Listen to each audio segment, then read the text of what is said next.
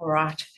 Good morning, everybody, and welcome to this meeting of the Regional Development Assessment Panel. May I start by apologising for the delay in starting this morning. We can lay the blame clearly at the feet of Transperth, and whatever went wrong this morning. A 20-minute trip took 90, and a few of us were caught up in that. So I know this is an important meeting.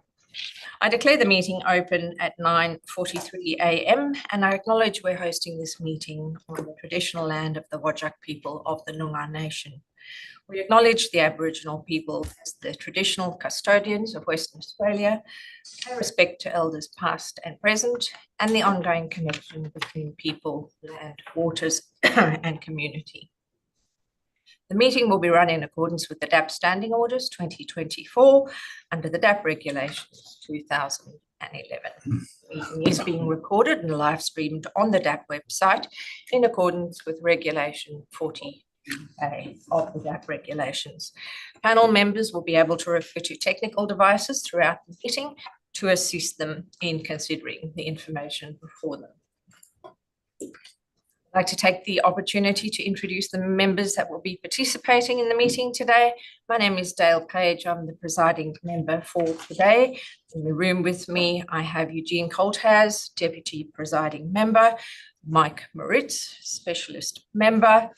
For Part C, the Shire of Kojonup, I have Councillor Craig Mitchell and Councillor Mick Mathwin. For Part D, the Shire of Harvey, we will have with us Shire President Michelle Campbell and Councillor John Bromham. Item 2, apologies, there are nil today. Minutes, noting of minutes are all available on our DAP website. Part B, City of Kalgoorlie, Boulder, there was an application on the agenda for a proposed electrical substation that has been postponed to another meeting on the 3rd of March, as submitters were unfortunately not notified in accordance with Regulation 39 that the item was going to the meeting. So that will not be dealt with today. We'll move straight on then to Part C, the Shire of Kojonup. Item 1 on the agenda for Part C is declaration of due consideration. So panel members need to have considered all the documentation contained within Part C of the agenda and the Part C related information, noting that there was some late information circulated on this item. Could I please confirm by a show of hands that members have considered all the information? Thank you. That's unanimous. Disclosures of interest. I have received a couple. Received a disclosure from Councillor Craig Mitchell, an impartiality interest. Councillor Mitchell has a personal relationship or friendship with multiple landowners for the application, but has not been involved with the local government or participated in the Shire's planning around wind farms. Councillor Mitchell is also a friend of Stacey Williams, who has made and will be a submission and will be making a deputation today against the proposal. So Councillor Mitchell knows people on both sides of the argument for and against this. Given the nature of the proposal and the interest declared, I'm happy that Councillor Mitchell can bring an impartial mind to deliberations today. I also have interests from both elected members, given they participated in a prior council meeting that dealt with this issue. Again, there is a standing declaration of interest that if an agenda item has been considered at a council meeting, the members acknowledge that they are not bound by any of those previous decisions or resolutions of the local government, and that they undertake to exercise independent judgment in relation to the matters before them in their role as members of the DAP. I have considered these interests and I've determined these interests will not prevent the councillors from participating or voting today. If we may, I too know a lot of the people that are here, and so to that extent I have an interest or not conflict, I don't believe, but I do certainly know a number of the people on both sides presenting today. I think given you have a very close community, that is natural that you will know a lot of people involved. I'm satisfied that you can both participate today.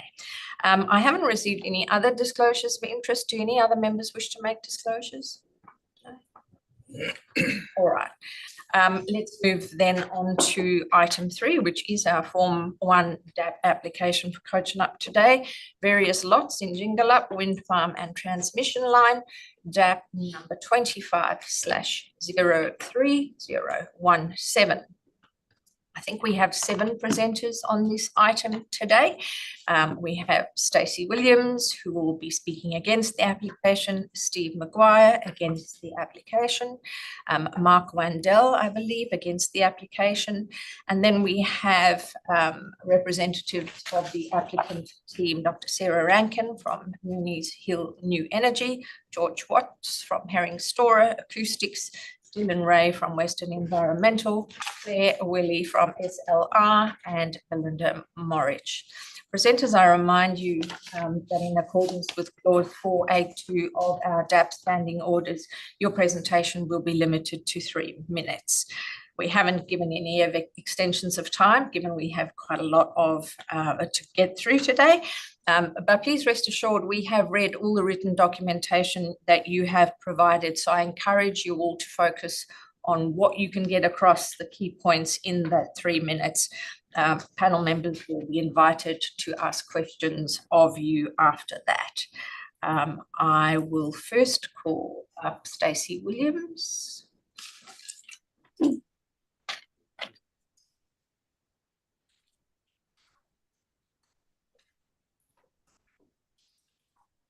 Your time starts when you are ready. Thank you for the opportunity to speak. The application before the RDAP does not comply with Kojunup's local planning policy number 10 setback requirements, and I urge the RDAP to defer this application until it complies with the policy in full. The local planning policy was shaped through formal consultation, expert advice, and lived local experience, particularly from Flat Rock's Wind Farm Stage 1. Flat Rock Stage 1 is now widely regarded as an example of how certain aspects of wind farm development should not be handled. Our community experienced firsthand what can occur when planning safeguards are inadequate. Concerns about turbine proximity, consultation was real and long-lasting division. In a small shire, rural shire, that kind of harm affects families, farms, and long-standing neighbour relationships. The local planning policy number 10 exists because those lessons must not be ignored. It establishes clear, reasonable, and measurable standards before development occurs, not after impacts are felt. The policy protects non-participating neighbours by requiring reasonable setbacks from property boundaries unless there is an agreement negotiated. Those setbacks ensure that turbines do not compromise a neighbour's right to develop, use, and work their land as they see fit. Property rights and future land use should not be diminished simply because a neighbour has entered into a private agreement, which makes the accuracy of this application critical. In reviewing the submitted mapping, 4 residents appear to be missing from a 4-kilometre radius from proposed turbines. 2 of those dwellings will be well within a 1.5-kilometre buffer zone. It directly affects setback assessment and policy compliance. In addition, there will be 14 dwellings situated inside a 1.5-kilometre buffer zone. I am aware that 13 of these are host dwellings. However, host dwellings must comply with noise regulations in the same way as non-host dwellings. I have been unable to find a clear evidence within the development application demonstrating how noise regulations will be adhered to for these residences within close proximity of a turbine. Participation agreements do not remove regulatory protections. All dwellings must comply with noise regulations. This application currently before you does not comply with local planning policy number 10, and I respectfully urge you to defer this application until it complies with the Shire's adopted policy. Thank you. Thank you, Stacey. Members, are there any questions of this presenter? We'll start with the councillors. Any questions of this presenter? The 4 premises that you note aren't listed. Are they abutting neighbours, or is there? So there's one at Hope's, one at an extra one at Richard Maguire's, one at my place, and one at Dave Robinson's. One in particular would be within, 1 to 1.2 k's for turbine. So I think that's pretty important. Further questions, councillor? Just a query, is there no ability to reduce that 1.5 if there's, say, landform and vegetation that's in between? I have no idea, but it needs to comply, because people are going to live in these houses, and even if a host is happy with the noise that it protects, they may not be living there in the future, and someone else would have to. So if a host, as long as it complies, I don't have. probably you'd never get a wind farm on the ground if that's the case, because a lot of these dwellings are just abutting. But anyway, that's, we won't debate it. It was just very. We can't have people having to live with noise that's above the regulations. It needs to be. People need to be able to live in their houses, and it's we've seen people that have got wind turbines close to their houses and they can't sleep at night, and that's not okay. Okay, thank you.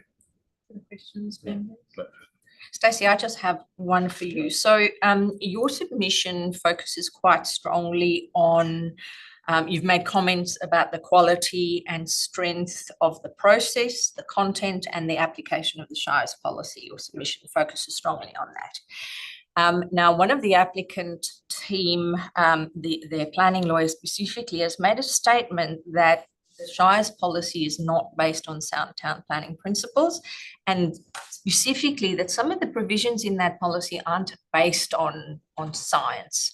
Do you wish to comment on that, or is that something I can just put?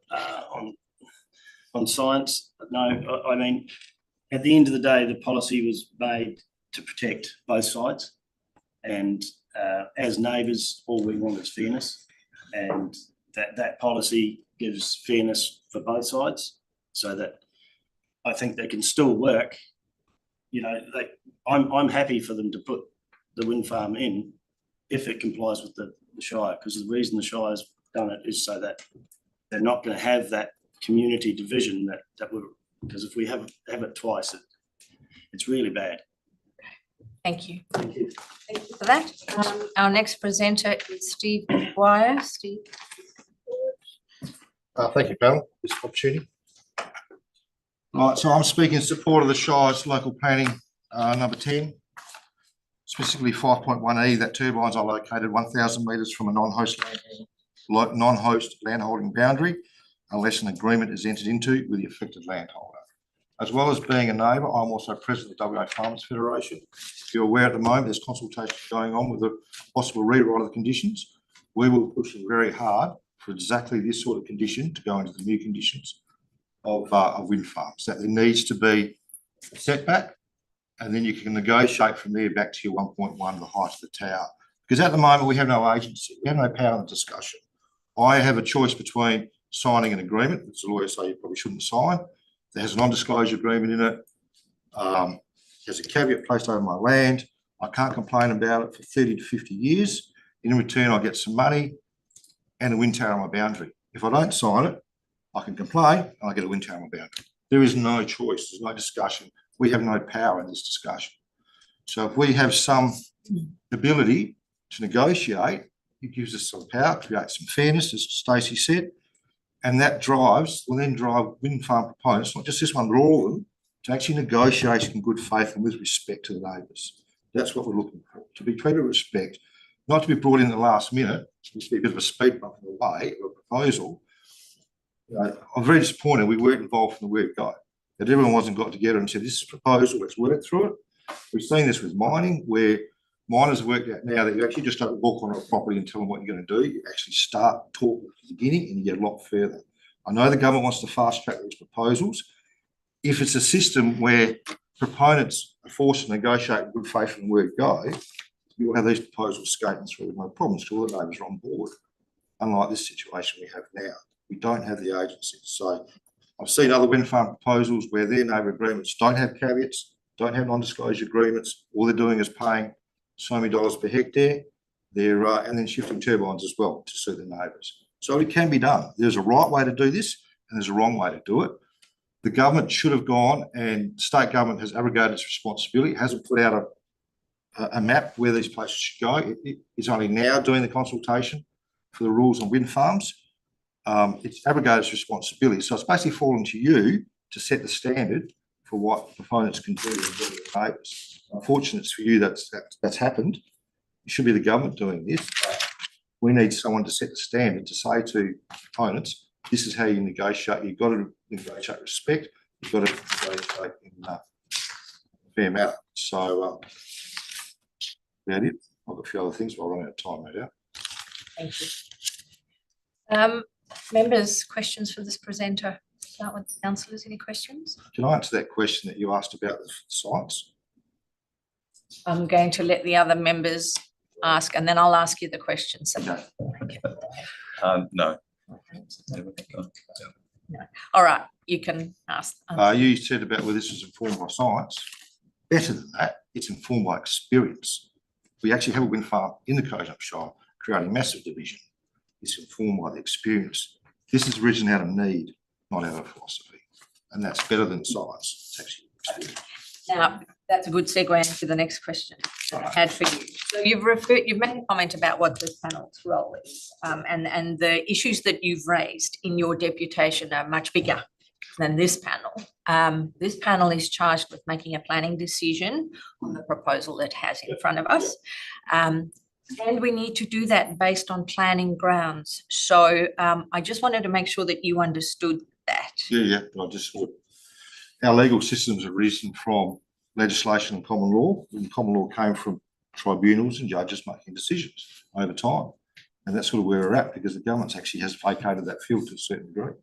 I mean, they promised a map for years, a roadmap where they could go and where the lines are going to go, and they haven't done it. They still haven't done it. So, unfortunately, someone's left the. Thank you, Mr. Maguire. Next, do we have Mark Wendell online? Mark, can you hear us?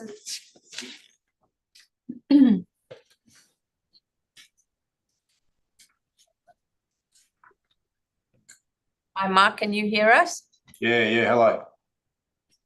We can see you and we can hear you. So your 3 minutes starts when you're ready. Thank you. Just speaking in regards to us being a direct neighbour to the proposal, and we're just being concerned about the limited time we've had to assess this proposal, when a lot of it initially was presented to us verbally, and now we're trying to get our head around us and educate ourselves as having a wind farm next to us for the next 50 years and what the implications are for our family and the generational of the area.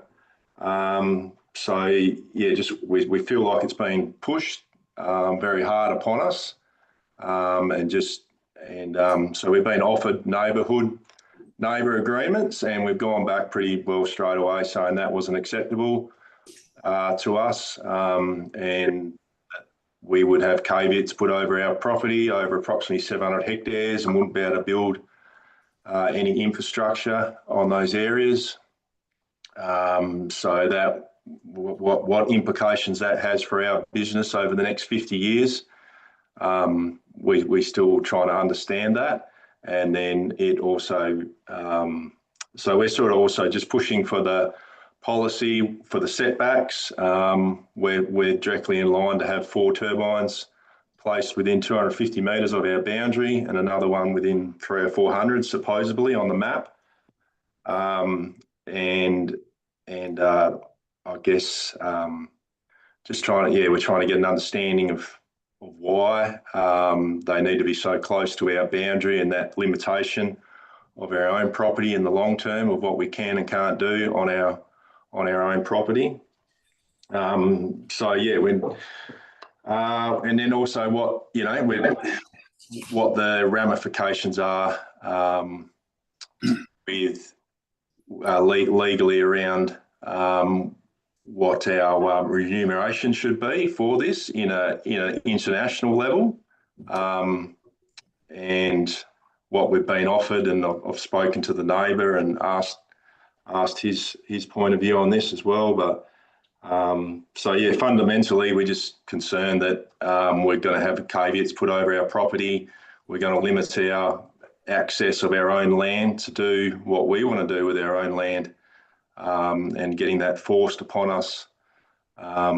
So that's our key issue. Like, we sort of have no objections to a wind farm going there, but they can't come across and use someone else's land to benefit on their own personal side. So yeah, that's the key area around us. So we do support the number policy, planning policy number 10, with getting the wind turbines back 1.5 kilometres from neighbours' boundaries who do not have an agreement in place. So, Mark, you're at your 3 minutes. Did you want to close out yeah, your? happy to close. Yep. Great. Okay. Members, questions for Mark?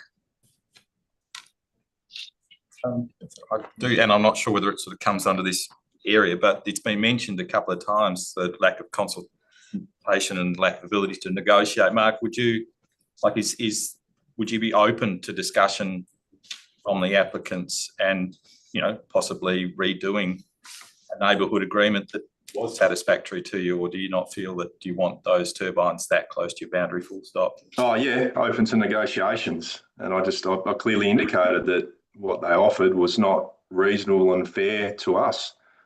But yeah, open to negotiations, no doubt about it. We're all here to talk. Thank you. That as well is a segue into a question I had for you, Mark. So the negotiations between yourselves and the proponent, the commercial negotiations and what that looks like and so on, this panel has nothing to do with that. That's not a matter for this panel to take into account in making a planning decision.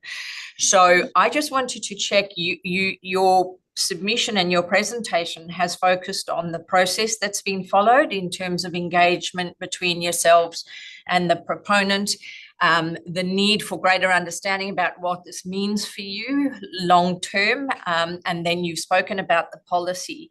I just wanted to check your understanding that those commercial factors are not something that this panel could reasonably use either as a reason for refusal or a reason for deferral. I just wanted to check that you understood that. Yeah, but in regards to that, like, if we haven't come to an agreement and then someone's pushing this, it feels like it's getting pushed upon us. So if we don't agree to their terms, then we have no say. That's what it sort of feels like personally. So if we don't agree to their terms, and that's sort of, they've made an offer, they never come back with any counter offers. And it just feels like, well, if you don't agree, they're going to put them up, and we're going to restrict what we do on your own property. So that's personally how we feel. Thank you for that. Okay, now, unless there are further questions of Mark, next presenter is Dr. Sarah Rankin from Millions Hill New Energy. The applicant will want to come and... Yes, would that be appropriate? That will be fine, because what I propose to do is I propose to let you all have your 3 minutes, and then I'm going to open for questions, because there are some questions that might be shorter than one. Presiding member, just before we begin our presentations, a couple of matters. The first one being a point of process. I have been obsessively refreshing the DAP's agenda over the last couple of days to ensure that we had a full set of documentation. I must say, the last time I looked yesterday, it was still on version 1, and we were not aware that Mr. Maguire or Mr. Wandell was speaking this morning.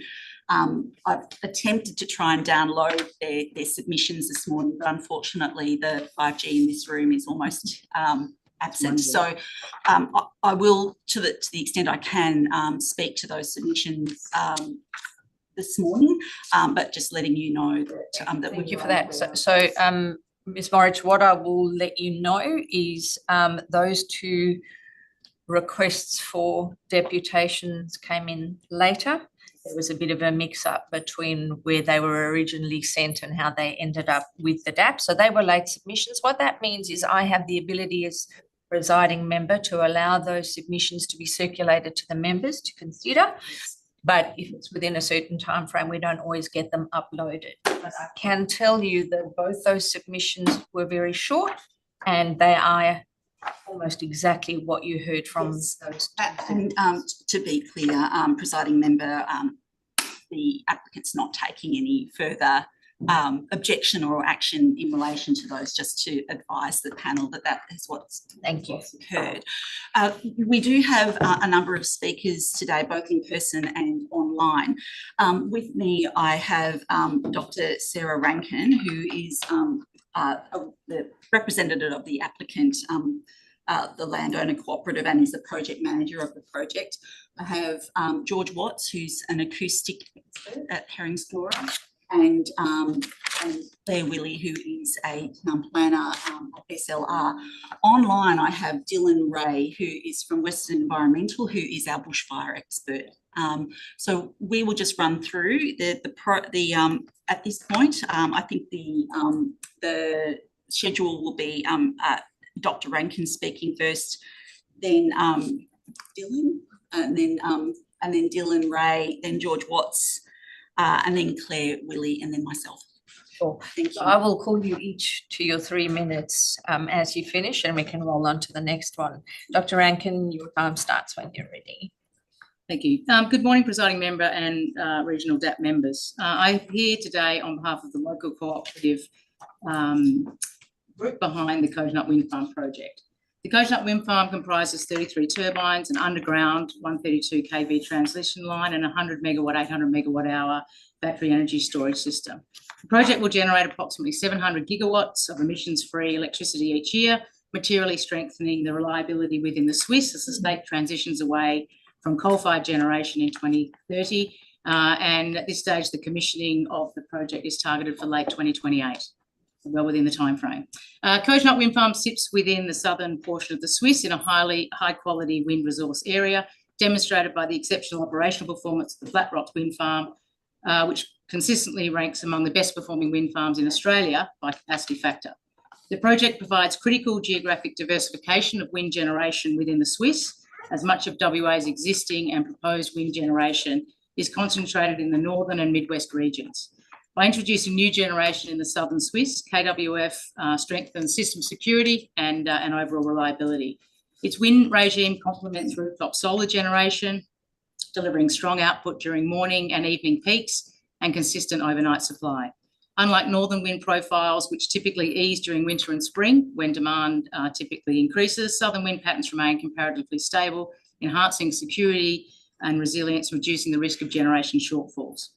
The project is classified by Western Power as both connection ready and a critical project, reflecting its ability to connect to the network with minimal augmentation. This status confirms the transmission capacity and technical studies are well advanced and thereby reducing delivery and grid integration risk. The project's strategic importance is further evidenced by a joint development agreement executed with Synergy in 2024. Finally, the Shire of Kojonup is construction ready. Proximity to the Port of Bunbury reduces heavy haulage logistics risk for turbine components. Road upgrades are expected to be minimal, largely due to blade swing adjustments. And the region has proven project delivery capability with established contractors, accommodation capacity, and adequate construction gravel and water supplies. Kojonup Wind Farm will deliver significant value to the southern Swiss. Population growth and expanding economic activity across the Great Southern, including the City of Albany's need for future desalination plant, will drive increased electricity demand in the region. At the same time, the region is diversifying beyond agriculture into sectors such as critical minerals and mining. Established substantial new local generation strengthens regional energy security and supports the Great Southern's future growth and economic diversification with reliable clean energy. This landowner-led development is a low-impact project that coexists with agriculture and includes a community benefit fund of up to $200,000 per year over 30 years, delivering substantial local investment. Thank you. Wow, spot on. Thank you for that. All right, next presenter. I think we're going to Dylan Ray online. Is that right? Your time starts when Thank you. Presiding member, and good morning all. My name's Dylan Ray, and I'm Principal Bushfire Consultant at Western Environmental. I won't go through my deputation in too much detail as it's all in my written submission. However, I just want to reiterate a few key points. So the comments and concerns received regarding bushfire largely relate to the non-habitable assets and infrastructure, such as turbines and battery storage. Under the current bushfire planning framework, these assets are exempt from an assessment and the requirement to prepare a bushfire management plan. While the vast majority of the development is exempt, we acknowledge that renewable energy facilities can present a bushfire risk and are committed to preparing a bushfire management plan as part of the detailed design stage. This will be informed by the requirements under the Victoria Country Fire Authority design guidelines and model requirements for renewable energy facilities, or the CFA guidelines. The CFA guidelines are currently being applied in Western Australia as a best practice guide to renewable energy facilities in bushfire prone areas. However, based on our experience working on multiple large-scale renewable energy projects, the level of detail required to complete... Sorry, Dylan, sorry to interrupt. We lost you there. Everything shut down here and I paused your time. I'm suggesting you go back and start again, if you don't mind, because we lost you pretty early on. Oh, sorry about that. That's your fault. Starting off, I won't go into too much detail. I'll just reiterate the following key points. So the comments and concerns received regarding bushfire largely relate to non-habitable assets and infrastructure, such as the wind turbines and battery storage system. Under the current bushfire planning framework, there are no, these are exempt from an assessment and there is no requirement to prepare a bushfire management plan. While the vast majority of the development is exempt, we acknowledge that renewable energy facilities do present a bushfire risk and are committed to preparing a bushfire management plan as part of the detailed design stage. This will be informed by the requirements under the Victoria Country Fire Authority design guidelines and model requirements for renewable energy facilities, or the CFA guidelines. The CFA guidelines are currently being applied in Western Australia as a best practice guide for renewable energy facilities in Western Australia, and this is on the basis that we don't have a fit for purpose guide currently. Based on our experience of working on multiple large-scale renewable energy projects, the level of detail required to complete an assessment against the CFA guidelines is generally unavailable until the detailed design stage. We are having trouble with preparing those assessments at a DA stage, and therefore look to defer to a detailed design. We have therefore prepared a preliminary bushfire assessment and technical note to satisfy the bushfire matters under the DEEM provisions. The technical note also includes an assessment of the habitable site office, which is the only aspect of the proposed development that triggers an assessment against State Planning Policy 3.7 bushfire. The preliminary assessment demonstrates that not only the habitable site office is capable of complying with State Planning Policy 3.7, but also that the non-habitable assets within the bushfire prone area are appropriately located to reduce the risk of bushfire impact in the development, while also reducing the risk of the development igniting or contributing to a bushfire. There are no fundamental site constraints that would prevent this development from achieving an acceptable bushfire outcome. In respect to the RAR addendum containing additional advice from DFIS, there is no merit to the deferral recommendation to allow the preparation of a bushfire management plan and risk management plan. As previously outlined, there is no trigger to prepare a bushfire management plan for the non-habitable infrastructure, and the CFA guidelines are a best practice guide with no statutory effect in Western Australia. We are, however, committed to preparing a bushfire management plan and risk management plan as part of the detailed design, taking guidance from the CFA guidelines. In response to the DFIS advice, we have submitted alternative wordings to condition 24 and 25, along with the inclusion of an associated advice note.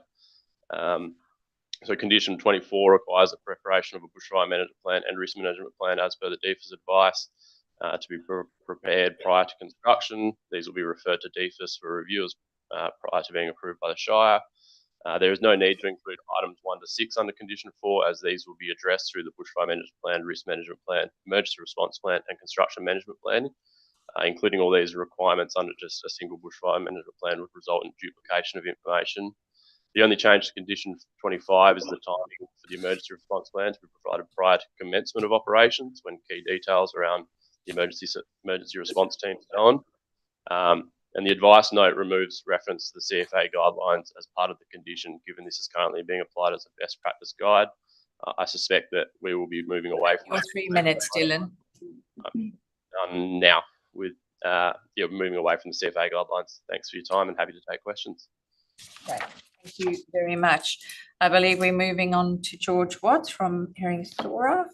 Just before I start, have you guys received this that might come in late yesterday? Much came through late yesterday that Is it? We don't. No, we won't don't. be able to do that, I'm unfortunately. pretty sure I did get it. Okay, Come in through. And Appendices? the link, yes, yeah, okay, got that. okay, so it has been received, so I'll talk to it through. So that's the appendices. It wasn't sent as a separate plan. Oh, yeah, and I should have, that was my bad, yeah. Off you go. Okay, thank you. Starts now. Good morning, presiding member and regional DAP members. My deputation relates to noise impact. The purpose of the noise impact assessment of the wind farm is to ascertain if the proposal will generate unreasonable noise in the surrounds. The WAPC position statement lists both the Environmental Protection Noise Regulations 1997 and the South Australian EPA Wind Farms Environmental Noise Guidelines as being appropriate assessment criteria methods. The noise regulations and its own associated noise regulations guidelines are not adequately equipped to consider the noise impact of a noise source that varies with increasing wind speed. This is especially when the wind speed increases to levels that exceed speeds where the measurement of noise level emissions are generally not possible due to high wind speeds. The SA guidelines, on the other hand, are specifically designed for the assessment of unreasonable noise for wind farms. Whilst the regulations could be used for enforcement of noise impacts associated with a proposed wind farm, in the event of a complaint once the farm is operational, the question as to whether the proposed wind farm might generate unreasonable noise is best determined by the guideline that is specifically addressed to assess wind farms, and this is the South Australian Guidelines. Assessment using the South Australian Guidelines has been consistently accepted by decision makers in WA and Australia, including the DAP when it approved the Tathra wind farm in December 2025. We assessed the proposed development against both the South Australian Guidelines and the Environmental Protection Noise Regulations and concluded the development complies with both documents.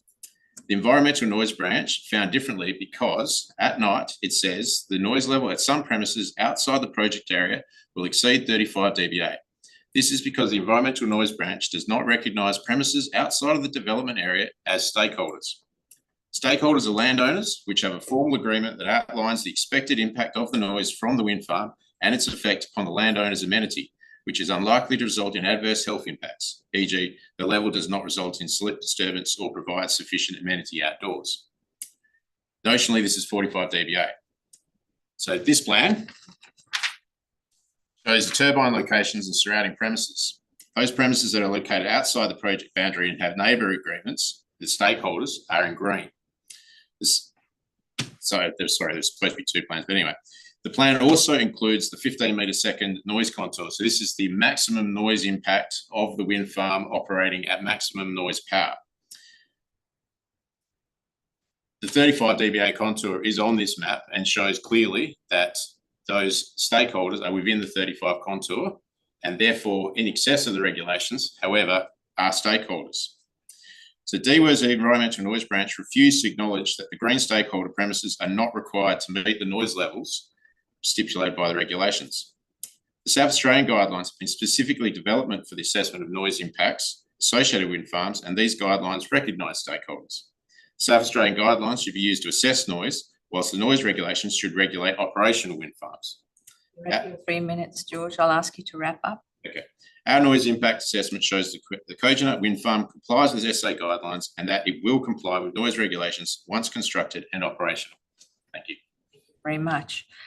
Claire, over to you. Your 3 minutes starts now. Thank you, presiding member and regional DAP panel members, for the opportunity to talk to you today about the planning assessment matters. The proposal before you is supported by numerous technical studies, and these directly respond to the due considerations that are set out under clause 67(2) of the deemed provisions. The reports that have been undertaken show that the wind farm will not cause unreasonable adverse impacts or impacts that cannot reasonably be managed or mitigated through conditions. And these are also proposed under the Shire's alternate recommendation and in the referral agency plan. In particular, we note that the development will not create incompatible intrusions or compromise aviation safety. The wind farm and the landowners can work together to shut down turbines for aerial spraying and for emergency bushfire response. The risk profile also indicates that aviation lighting is not likely to be required here. The conditions will ensure the road network is upgraded and that pre-construction road conditions are maintained. Environmental mitigations are being achieved through the avoidance of native vegetation and limited fauna habitat clearing and supporting management plans. Directional drilling will avoid interference with cultural heritage considerations of the Balgorra River. The area has a low to moderate landscape value and only glimpses of the blades will be visible from sensitive areas on Albany Highway and in Kojonup. The turbines will be finished in a light grey matte finish to avoid blade glint. Shadow flicker will only minimally affect project participants and can be mitigated via vegetation, planting, blinds and screens. And equally, EMI considerations, there are mitigations that can be imposed to improve signal strength if it's needed. The technical reports and the recommended conditions demonstrate that the development can achieve the scheme aims, supporting local health and safety, convenience and economic welfare. The Shire agrees that the land use is compatible with the rural land use zone objectives. The key contest here is LPP 10 and in particular the setback requirements. In relation to LPP, we acknowledge that there are no dwellings that are not part of the project or part of an existing neighbour agreement that are within 1.5 k's of the turbines. In some cases, the turbines are less than 1 kilometre from the neighbouring property boundaries, but about half of the adjoining properties are either project participants or already have agreements in place. The as of right permissible development like dwellings are still able to occur on the adjoining properties because there is sufficient serviceable area within those properties. And there are in fact dwellings associated with the broader land holding. In regard to tip height, of the 33 turbines, there are only 4 turbines that are set back less than 212 metres, and 2 of these are butt properties that are not owned by project participants or without a neighbour agreement. In that regard, and like roads, there's also just 1 turbine that is not more than 206 metres set back, which is the tip height. At your 3 minutes. Thank you. The policy requirement is tricky, LPP 10. Neighbour agreements are open. Neighbour agreements are not a proper planning consideration. Separation is arbitrary and it doesn't account for technical studies. It is our contention that the proposal meets the planning requirements and has due regard to the planning framework and can be supported. Moritz, your 3 minutes start. Thank you, Presiding Member and members of the panel. Before I begin, I just wanted to speak very briefly in response to some of the submissions that we received this morning from some of the landowners, and particularly in relation to the concept of these neighbour agreements. 2 matters in particular I wanted to focus on. The first one is the nature of the caveat on the property. That doesn't stop anyone doing anything with their land. It's a subject to claim caveat to advise of the fact of the neighbour agreement. It's a very standard approach to be taken. The other thing is that the neighbour agreements don't, I think that the language used by Mr. Wandel was that it precludes construction of any infrastructure on the land. That certainly is not the case. The purpose of the neighbour agreements is to attempt to ensure that no noise sensitive premises are constructed in locations that might be impacted in the future. So then turning to my deputation, I wanted to make some further comments about LPP 10, and I've already done so in my written deputation to you this morning. I don't intend to go over that again, but I wanted to talk about the use of policy. Now, the way the DAP is to consider policy is, of course, first to determine the weight that should be given to it. And as I noted in my letter, that test to determine weight comes from the decision of Permanent Trustee Australia and the City of Wanneroo. And the first limb of that test is that the policy needs to be based upon sound town planning principles. That first limb is also enshrined in the deemed provisions at clause 3.3, which says that a local planning policy must be based on sound town planning principles and may address either strategic or operational considerations in relation to the matters to which the policy applies. Further to the submissions that I made in my letter, I wanted to make two further submissions. And the first one is in relation to the outcome of this policy if applied slavishly. Now, I don't know if you've got a copy of the agenda report in front of you, and it will depend whether or not you've got the consolidated version or just Part C for Kojonup. For Part C for Kojonup, it's on page 57. There's a plan on that page, that's page 7 of the planning report, which identifies the project area and has quite usefully a scale of up to 1 kilometre at the bottom. Now, the reason why I think this is important to have a look at is that if you apply policy based upon what is written, 1 kilometre from a neighbouring property boundary, it means that a property needs to be 2 kilometres wide and 2 kilometres long for one turbine to sit in the middle of the property. And that is essentially a prohibition. A policy cannot act as a prohibition. Its purpose is to guide the exercise of discretion.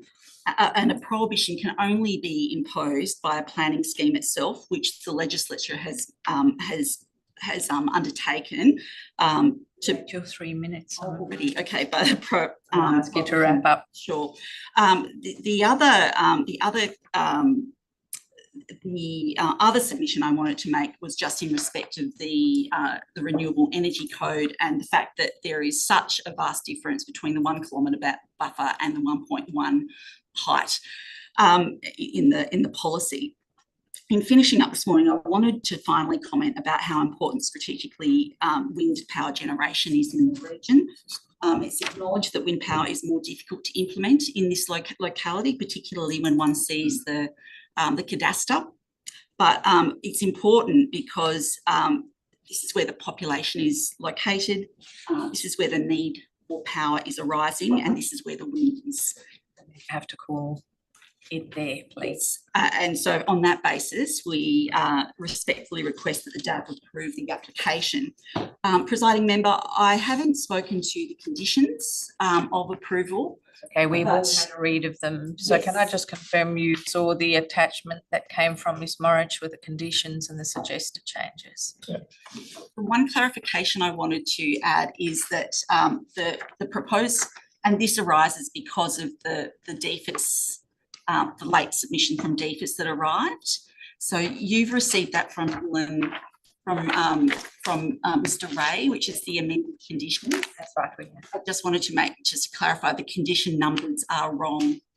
Are we talking about the two conditions relating to bushfire? That's I'm correct. going to actually just pause you there and I'm going to ask you the question. Sure, okay. Just don't want anyone to think that I've given you an Yeah, sure. unfair amount of time. We will ask you about that. Those are all the deputations that the applicant team is making. We can now go to questions of the applicant team as a whole and decide who wants to answer. The elected members, I'll start with you. Any questions of the applicant team? Yes, I have got quite a number. There's quite a bit of information came from them. Thank you. So starting with George, is it the noise? What's the, and you're going to have to pull me up if I'm stepping outside our charter because I'm obviously it's not something that I'm involved in. You don't debate and you just ask a question. What's the decibel? What's the noise level at the turbine?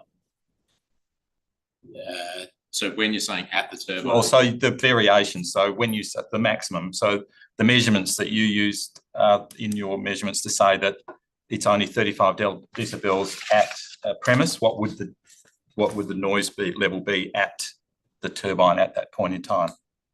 So I can answer it, but on the basis that it's also a bit of science involved too. So the noise output of the generator is measured as a sound power level, so power versus pressure.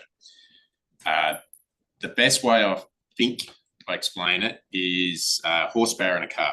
So if you've got like a 600 horsepower car, that doesn't necessarily mean how fast it goes. That's dictated by how good your tyres are, how good your transmission is, etc. So you'll have your speed and then your power.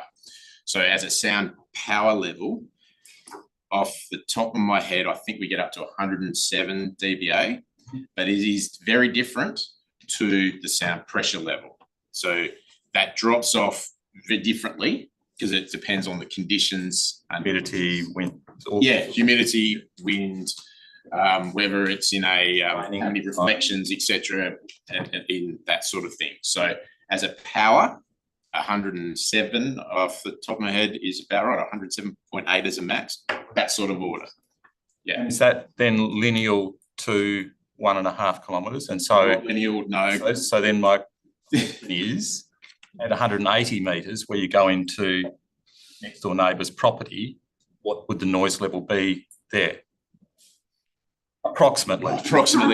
Yeah. I think this is relevant. Like, you guys have brought a lot of information around where the turbines are sited. So maybe I can address that with at boundaries under 50 dBA.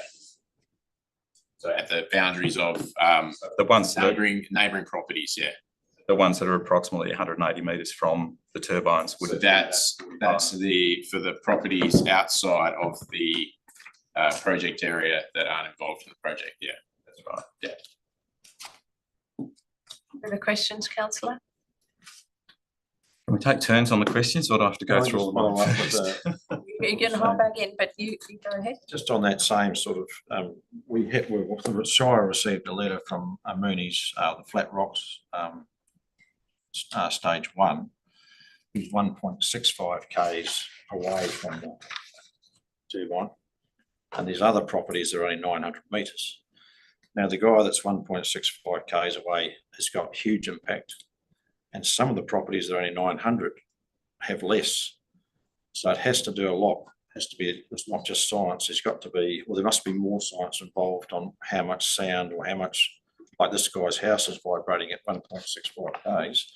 900 metres is not. So it has to be had something to do with the contour of the land and where the turbine's placed. And I think that possibly needs more investigating as far as you guys of where the sound's going to go and who's going to be impacted. So there's another guy that's 3 k's away that can hear the turbines. So it's all to do with the. What is your question? Well, that's what I'm asking is, how do you measure that? So there's 2 parts to that. There is human response and what the actual noise level is. So 2 are very different. So to build the turbine, how do you change that? If you build your turbines on this as this application goes, and say someone's 2 kilometres away and they're getting affected, how can you change so they're not affected? So how can you repair that problem? The acoustics or the. So you're going to do a post-construction assessment, right? And I guess what's being asked is, what if during that post-construction assessment you exceed the levels, or it is noisier than you thought? What is the mitigation? With respect, there's 2 different questions there. So the post-construction assessment will be done on the basis of what criteria needs to be met where, so a number. So the human response side of things, if someone believes they are subject to a noise that affects their amenity, say at a much further distance, then that is a human response subjective issue and not something that a post-construction test will undertake, because the post-construction test will be undertaken in accordance with the criteria and guidelines and standards that remove that subjectivity. So it says, this is the line in the sand. If you're under it, then we're okay. So, because do you understand what I'm saying? There's 2 different things there. Yep. I think the other thing to say is that those complaints are unsubstantiated at this point, and there's been no testing which has shown any exceedance at all at any of those properties that are spoken of. Further questions, councillor? Well, you can go next now. Okay, well, yes, I do. We can yeah, that'd be great. Okay. Yeah. I've got some questions. There was comment made about the people in dwellings within the project area subject to noises that far exceed the EPA or noise levels that are acceptable at the boundary, for example. Is that part of an agreement that's entered into and they won't complain even though it's noisy? So there's two parts to that, is that, so there's noise levels at a premise, and that's governed, well, so let's say by the regulations. So the most stringent would be the night period, which is 35, which the noise impact for non-stakeholders has met. That's the tick for premises. The regulations also have a criteria in it for land that's outside of the noise sensitive premise. So if you've got terrible in acres and hectares, but say 1,000 square metre block and your house is right in the middle, the more stringent noise level is applicable to within 15 metres of that house. But at the boundary of that noise sensitive use, there's a level of 60. So that's where the reference to the 50 dBA at the non-participant boundaries has been worked to, so that has been met at the boundary. So was that the question, or was it more a reference Not really. to stakeholders? For example, the stakeholders, those within the project area, will be equally as distant from a tower as somebody outside that's objecting to the noise level. They're both within the 1.5 kilometre or 1,000 metre. Are they treated differently in terms of the noise inside the project area because they're a stakeholder? The noise levels at their properties are the same as those outside. So a stakeholder, so the project development area is the pink line in this, so that's a planning matter which I don't know about. But there's stakeholders outside the project area that have entered agreements, right? So for the stakeholders that are outside the project area that have signed agreements, the design level, for want of a better word, is higher than the regulations, because we maintain that basically you're being paid for a buffer zone. So these landowners might own land within the project area and happen to live outside it. Yep. So that design level has been set at 45. But those that are non-participants, and them by definition would be outside the project area, that design level has been driven by both the South Australian guidelines and the noise regulations, and both have been met at those premises. At what dBA? That would be, well, 35 would be the more stringent for the noise regs. Okay. So can I just follow on from that? Are there differences, firstly? So there's hosts and stakeholders. They're different. The hosts are part of the project. The stakeholders are not technically part of the project, but they've been compensated to put up with. Not quite. So you know, when you look at the cadastre here, there's lots of, they're all kind of soldier settlement lots. So there's lots of 40-hectare lots. So it's not uncommon for farms to be 5, 6, 7 of these lots. So they are actually a host. And the way that the DA has been lodged is only obviously the properties that have got actual physical construction on form part of the development area, but they are actually, their farms are much larger than that. So, and so that's why you've got their hosts and their stakeholders. And so that's why they own land outside of the development area. Does that make sense? And so my question then is, are the assigned noise levels under the South Australia guidelines different for hosts and stakeholders? Yes, and this is where the crux of the issue with the environmental noise branch feedback falls. So South Australian guidelines has provisions in it for stakeholders. So that's people with an agreement. Yeah. The environmental noise branch, their only tool is the noise regulations. Yeah. The noise regulations stipulate allowable noise from one premise to another. Now, they fall in a heap when one premise has the noise source and one premise is receiving it. They go, well, that's applicable. But when this owner also owns that land, it's kind of the same premise, but to them, no, they are different premises. And that's because of the separate lots. So they look at where the development occurs on the lot, but rather than looking at the land holding. And as far as feedback from the noise branch, this is why it's like a philosophical issue of no, it does not meet the regulations at these spots, as in the ones in green that have agreements that will, if they hear a wind turbine running, it's probably because they're earning money. Yeah. So it is technically possible for them to complain and have the regs enforced. It would be up to the discretion of the local shire in this instance to say, no, we're not going to enforce the regs, or we are going to enforce the regs. Be highly unlikely, and the risk would be borne by the operator. But because there's an agreement in place, you'd expect that risk to be minimal to zero. Yeah, sure. Back to you. Any further questions? Yeah, I just have one. You made an assertion earlier that there was a I think you said December 2025 approval under the SA guidelines. Can you just elaborate on how that happened in the context? I mean, we're given clear advice from the Environmental Noise Branch that they're not relevant.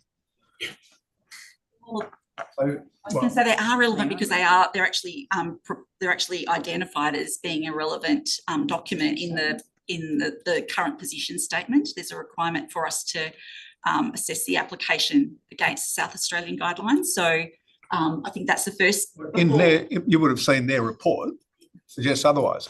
No, so the report for the one you're referring to, the TAP through December 25, that used both the South Australian guidelines and the regulations as a assessment tool, similar to what we've done. But then said it's not applicable from our regulatory point of view. So how did the noise bods respond to the? So I'm not privy to any feedback that they may have received from the noise branch on that. One would assume very similar, but then whether or not that was presented as part of the responsible authority report, etc., I don't know. However, from my little niche part of this planning process, we are stuck with a government department that is hamstrung in the way they can assess things, in that they have the one tool, they're not allowed to step outside of that tool, and it is not equipped to handle wind farms from a planning perspective. It hasn't been tested as far as from a measurement perspective, because that's a whole nother kettle of fish in terms of the complexity of assessing against the regs. And my 2 cents would be, if it ever came to an assessment of whether a wind farm is wrong or right, it wouldn't use the regs because it's not an appropriate tool. That clears up the mud just only a tiny bit. And look, apologies, because you can only imagine my life is hanging my head against the table here. Perhaps just on that, just to, and as a lay person who has to deal with this all the time, the difference between the regs and the SA guidelines is that the SA guidelines say background noise +5 dB, because you can't measure, these wind farms are only noisy when it's windy, and it's hard to separate the two. The sound of the wind and so that's usually that's the difference, one of the main differences. So some more questions. Comment was made, I think, Claire, you said that flicker is only affecting project participants. So outside of the project area, no one is affected by that. On the details of the study, Okay, all right. And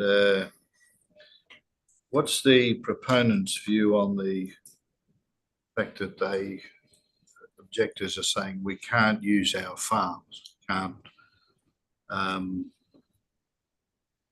for agricultural purposes within the buffer of the towers, they can't crop spray and. Well, I think that will be dealt with. Well, I should say, first of all, it's interesting that the proponents don't feel the same way about having the turbines on their own farms and the impact that it will have, because each of these landowners are farmers and will continue to farm on those properties. In respect of aerial spraying, there is management tools in order to, which will be further dealt with under the operational management plan to manage that.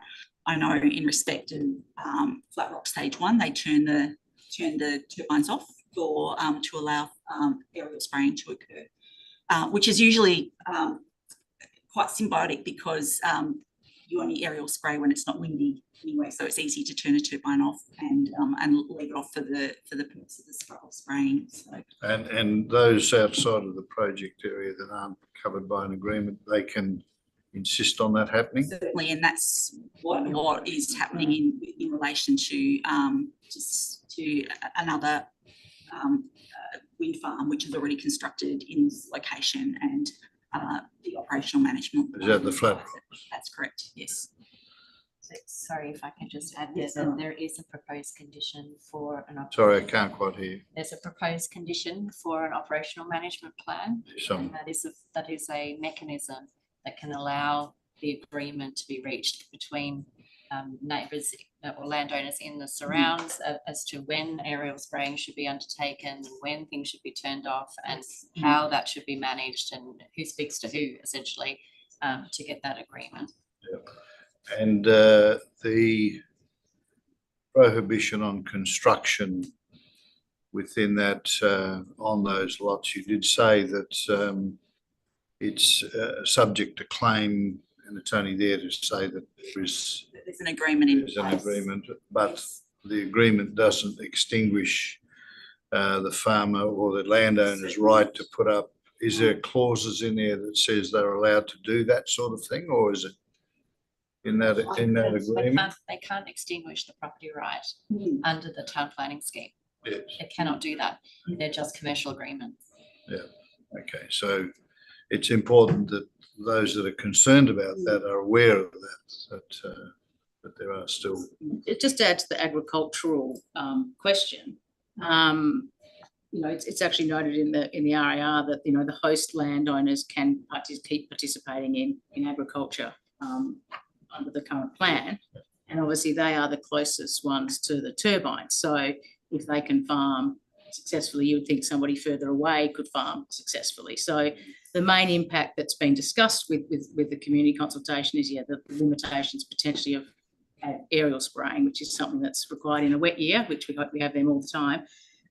But yeah, and that's really about I don't know how much ag spraying you've observed in your lifetime, but it's about the plane wants to potentially turn and buffer over the fence, potentially getting closer to the turbine. So if the plane operated within the boundaries of the adjoining lots, there would be no issue. But often with wind directions, it's convenient for the plane to bank and turn onto the other property. So to help with that, because you can always do it another way, but it just potentially adds costs. So there's an option that you could negotiate that, or we can just halt the turbines, which then it's treated like any obstacle in the landscape, and the pilots can manage that. So that's really where that comes from. And again, in the operating plan, it's very standard practice to have those arrangements. Yeah.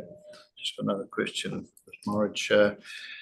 You mentioned the policy LPP 10 talks about distances. In your submission, you also mentioned that that's policies aren't meant to.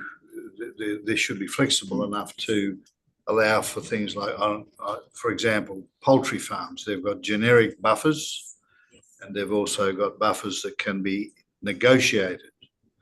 Now, is a 1.5 fair as a mandatory and no change, or? I think I covered that in my written submission by way of analogy with the Environmental Protection Authority's standard distances for buffers for industrial premises, and they start off at 1.5 kilometres from memory, and then but they say it actually says in the policy this is our default, and they use science to reduce it to determine what the actual impact is, depending upon what that impact might be, whether it be odour in case of poultry farms or noise, etc. And in this case, the best science we have is the acoustic modelling, which is done, and I don't know whether or not this is in George's report. The way that these acoustic models are done is at the very highest wind speed, with all of the wind coming from every direction at once, and that's what creates so it's a very much a worst case scenario. George, You're doing well. and so that is our best science, and our best science is saying that 1.5 kilometres or 1 kilometre is not required, and I think that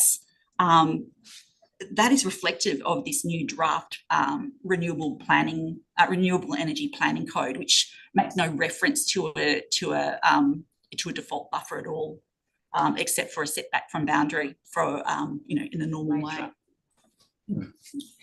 Right.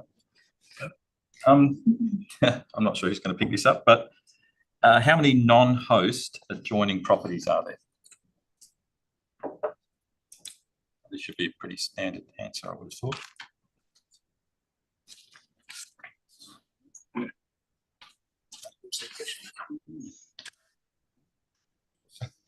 You're asking non-host or non-stakeholder? I'm asking for non-host adjoining properties that aren't owned by a stakeholder, if we want to get specific. Non-stakeholder. Non-stakeholder. As a Venn diagram, it would be the stakeholder and the host in the middle. So it would be someone other than.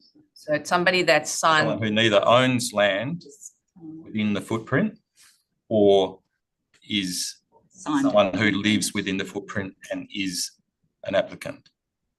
So if you live outside the footprint. And you don't have an agreement. And I'm asking how many people live outside the footprint that don't have an involvement with the project. So not people who've signed a good neighbour agreement, but people who are actually applicants or, people associated. So sorry, you're asking for. Asking what? This is bizarre. I thought it was actually going to be quite a simple question. And I'm struggling with it, councillor. So I'm struggling with what you're asking as well. So okay, so we've got people who are hosts. So they've got turbines on land owned by them. Is that correct? That's a question. Is that correct? We've got hosts who own land with the turbine on it. That's a host. Is that complicated? Yeah. And we also have hosts, and they either live on their land or they don't live on their land. Is that correct? So we've got people. Area, they live on their own land, but it may. Okay, no, please. Just trying to figure out how to ask this question. How many?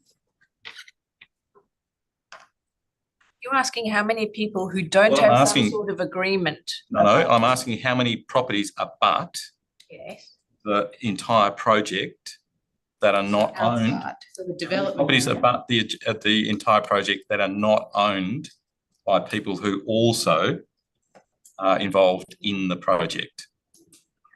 So that's why it is complicated, because the same entity that owns the land inside the project is not necessarily the same name as the adjoining landowners, but they are in fact associated entities. Through an agreement. So this is the difficult. Well, there's lots I'm trying to do is get a clarification here, because Claire, you said somewhere along the lines of, we've had great take up with the Good Neighbour Agreement. I didn't actually say 50%, more than 50% I have. said approximately 50%. Please don't put words in my mouth.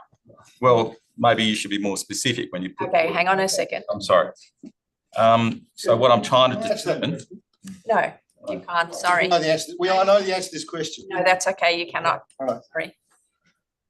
How many people would you be looking to sign a Good Neighbour Agreement?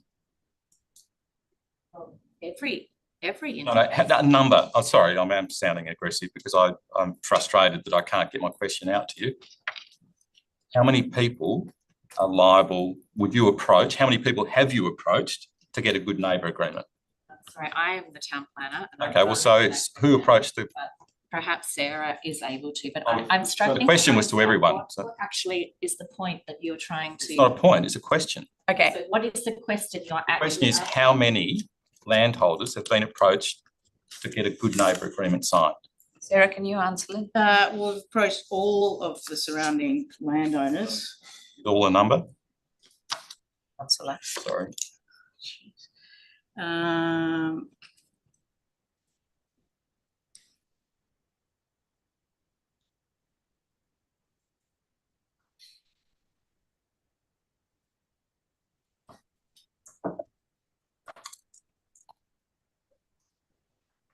Perhaps I can ask how many you don't have signed up. No, well, yes, you can. I think the number we had was around 17 because of which is company structures own land, but they can be the same owners.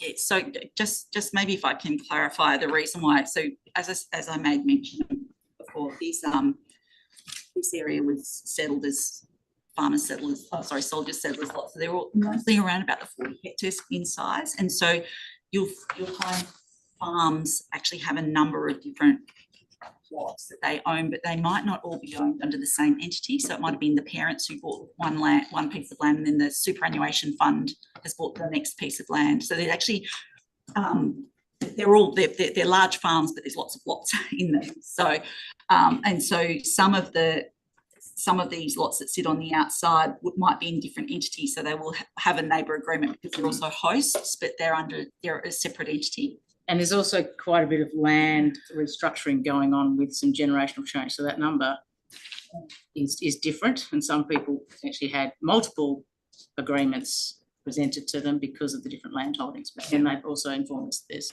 amalgamations going on. Maybe I can rephrase it. Can I check How what many is the people? purpose? What is the purpose? What are you trying to reach?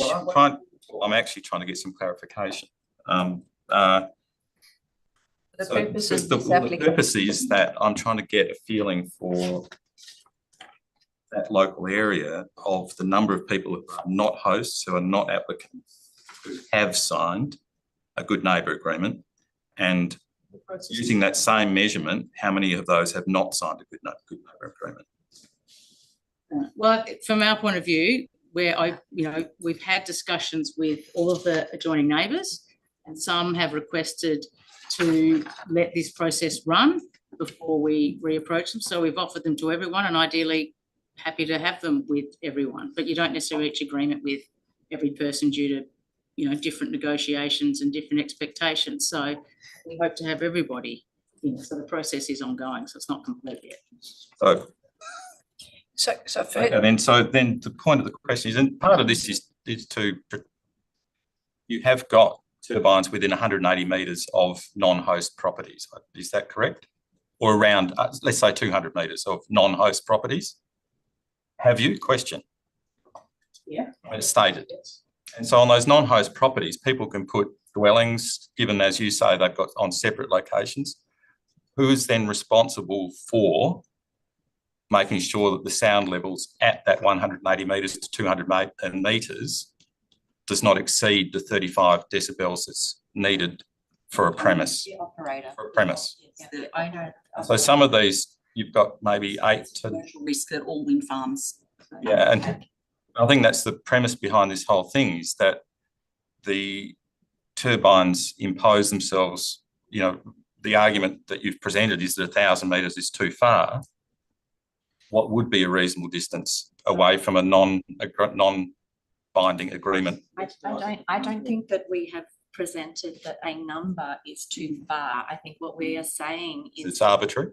We are saying that the number is arbitrary and not supported by science, and it doesn't account for science to inform what the appropriate number should be. So what should the... being applied inflexibly as 1 kilometre, but it bears no relationship to what the findings of impact are. Can I just check that is the answer to that question? It depends on where that, so if a house is going to be put close to a boundary, closest to the wind farm on a boundary of a property, the distance at which that is acceptable will depend on a range of factors, and that will depend on topography and... Currently it's 1.5 kilometres. That's right. So we're not debating this now. I'm trying to clarify. Is the answer, it depends on the topography, on the location of the house, the design of the house, right? And so on. So I think it does depend. Is that correct? George. Yeah, and if you, the question, the question that I'm not sure what Councillor Mathern was asking, but in an instance where you're at that lot boundary, currently the noise level is 60 dB. So until a premise is constructed and then complaints are done, because it's a future, you're trying to plan for a future event. So clear, it isn't 60 dB. It's the level, the standard that must be reached is 60. Yeah, at that lot. So a landowner can approach the council to build a house on their boundary or within the prescribed setback under the scheme.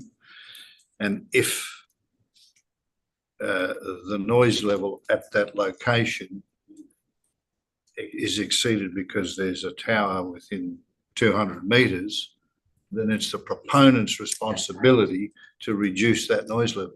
Yes, yes. But that's no different from a hotel that has live music and that gets an apartment building next door. They have to comply as well. So it's no different from any other. I understand that. I'm trying to. So the risk is on the proponent to manage that, right? Because So the current noise impact is such that the regulatory requirement of at the boundary is met, as in what the regulations state you need to meet, which is 60 dBA for a noise sensitive use, which a rural plot comes under. In the event that a premise is built on the boundary, dwelling, yes. Anyway, a dwelling, a noise sensitive use dwelling, then the regulations change at that point to noise levels within 15 metres. It goes from a noise sensitive use to a highly noise sensitive use, and then it would drop to the 35 dBA at the night time. Now, what happens in a planning sense, to be blunt, I'm out, but that's a risk. To the proponent. it's a risk to the proponent. And I think you've used the example of noise sensitive premises being built near pubs and clubs and so on. That club might have been there for 100 years and then operationally has to change its business to cater for the new dwelling. Is that correct? Yes. So that is the position you would find yourselves in. Is that correct? From a technical perspective, there's no consideration for who was there first. No. But can I just check? It's only if the dwelling is built. We can't be dealing with ghost dwellings here. Correct. No, it's certainly. Or significantly contemplated, I think. I've had to do work where, no, they are building there, so you need to consider it for, not in farms, but in general. So yes, or significantly contemplated or is in the process or being applied. Seriously entertained. That's the word, yeah. The questions, I have I'm a not couple. sure I've had my question answered, but it's fine. Just to follow up on that one. So with that in mind, so the proponent, so say Mark Wandell wants to go and build a house right on this boundary, which he's got the right to do. Aren't you guys really better off sticking to the 1 and 1.5 kilometres so that you don't have an issue into the future? Would that not be just common sense? Because for example, if it's only an issue at night time, then you would curtail that. So that the language that's used is curtailing the turbine to slow it down so that it's not creating so much noise, in particular wind speeds and climatic conditions. So if there was something that was built there, then certainly we would change the way in which the operation occurred to ensure that compliance was met. Ask the question, or they get full capacity out of that turbine, would you not be better off setting it further back into the property you've got, so you're not going to have that problem in the future? So you've got maximum output of that turbine. It's to have put it on someone's boundary, and then you're going to have to restrict the use of it because they put a dwelling there. The risk that based upon these turbines are located they have to be located together because they have to be in gangs because they need to be connected together. It's not there is science behind the layout, I should say. Yeah. They're put where they are to maximise their generation, and that's the topography of the land, etc. It is a risk. You're quite right. It's a risk that operators take, and it's a future. It's an broadacre agricultural area, so you would expect that it's for broadacre agriculture, but yet that is a potential future risk. So, and the other, I suppose, another question is the Kojonup wind farm. If you on sell this, which presumably you are, to say I think synergy is involved somewhere. So synergy would be the one that would be losing on the output of that turbine because of someone putting They'd it. be the operator. The operator. They'll be the ones that are losing. Further questions? I just had one, and it's a general question. There was assertions before that the Flat Rocks wind turbine had been operationally very good, but there was also some assertions that there'd been a range of problems. And my question is really around what's been learnt out of that experience and how has it been applied in this particular design of this particular facility? I am also the lawyer for the operator of that wind farm, and I mean, I can't really speak to any specifics about that. But I think that more generally speaking, what's been proposed is fairly consistent with the draft planning code that's come out, and I think that was informed in many ways by some of these wind farms that are popping up in the southwest of the state.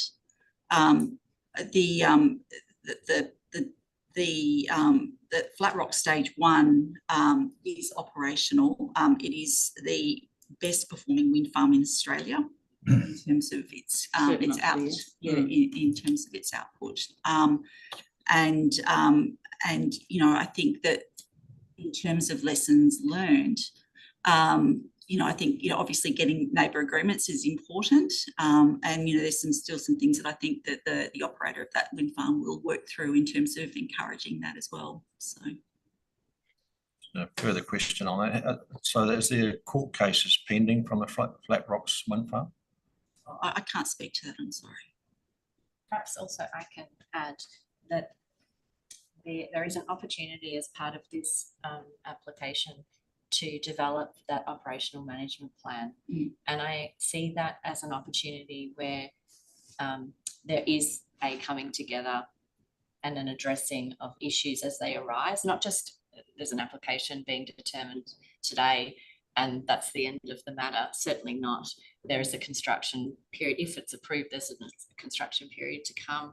There's an operational phase to come. And I think that these mechanisms are really important for these types of land uses to be able to set up a framework so that community can talk to each other, and that issues when things go wrong, and inevitably in most of life things go wrong, it's not so much the going wrong part, it's the how do we manage that and how do we fix that going forward. So that's a flexible open plan that is an inclusive mechanism to be able to hear issues, think about resolutions and work together ultimately, because I think this is an opportunity to look for that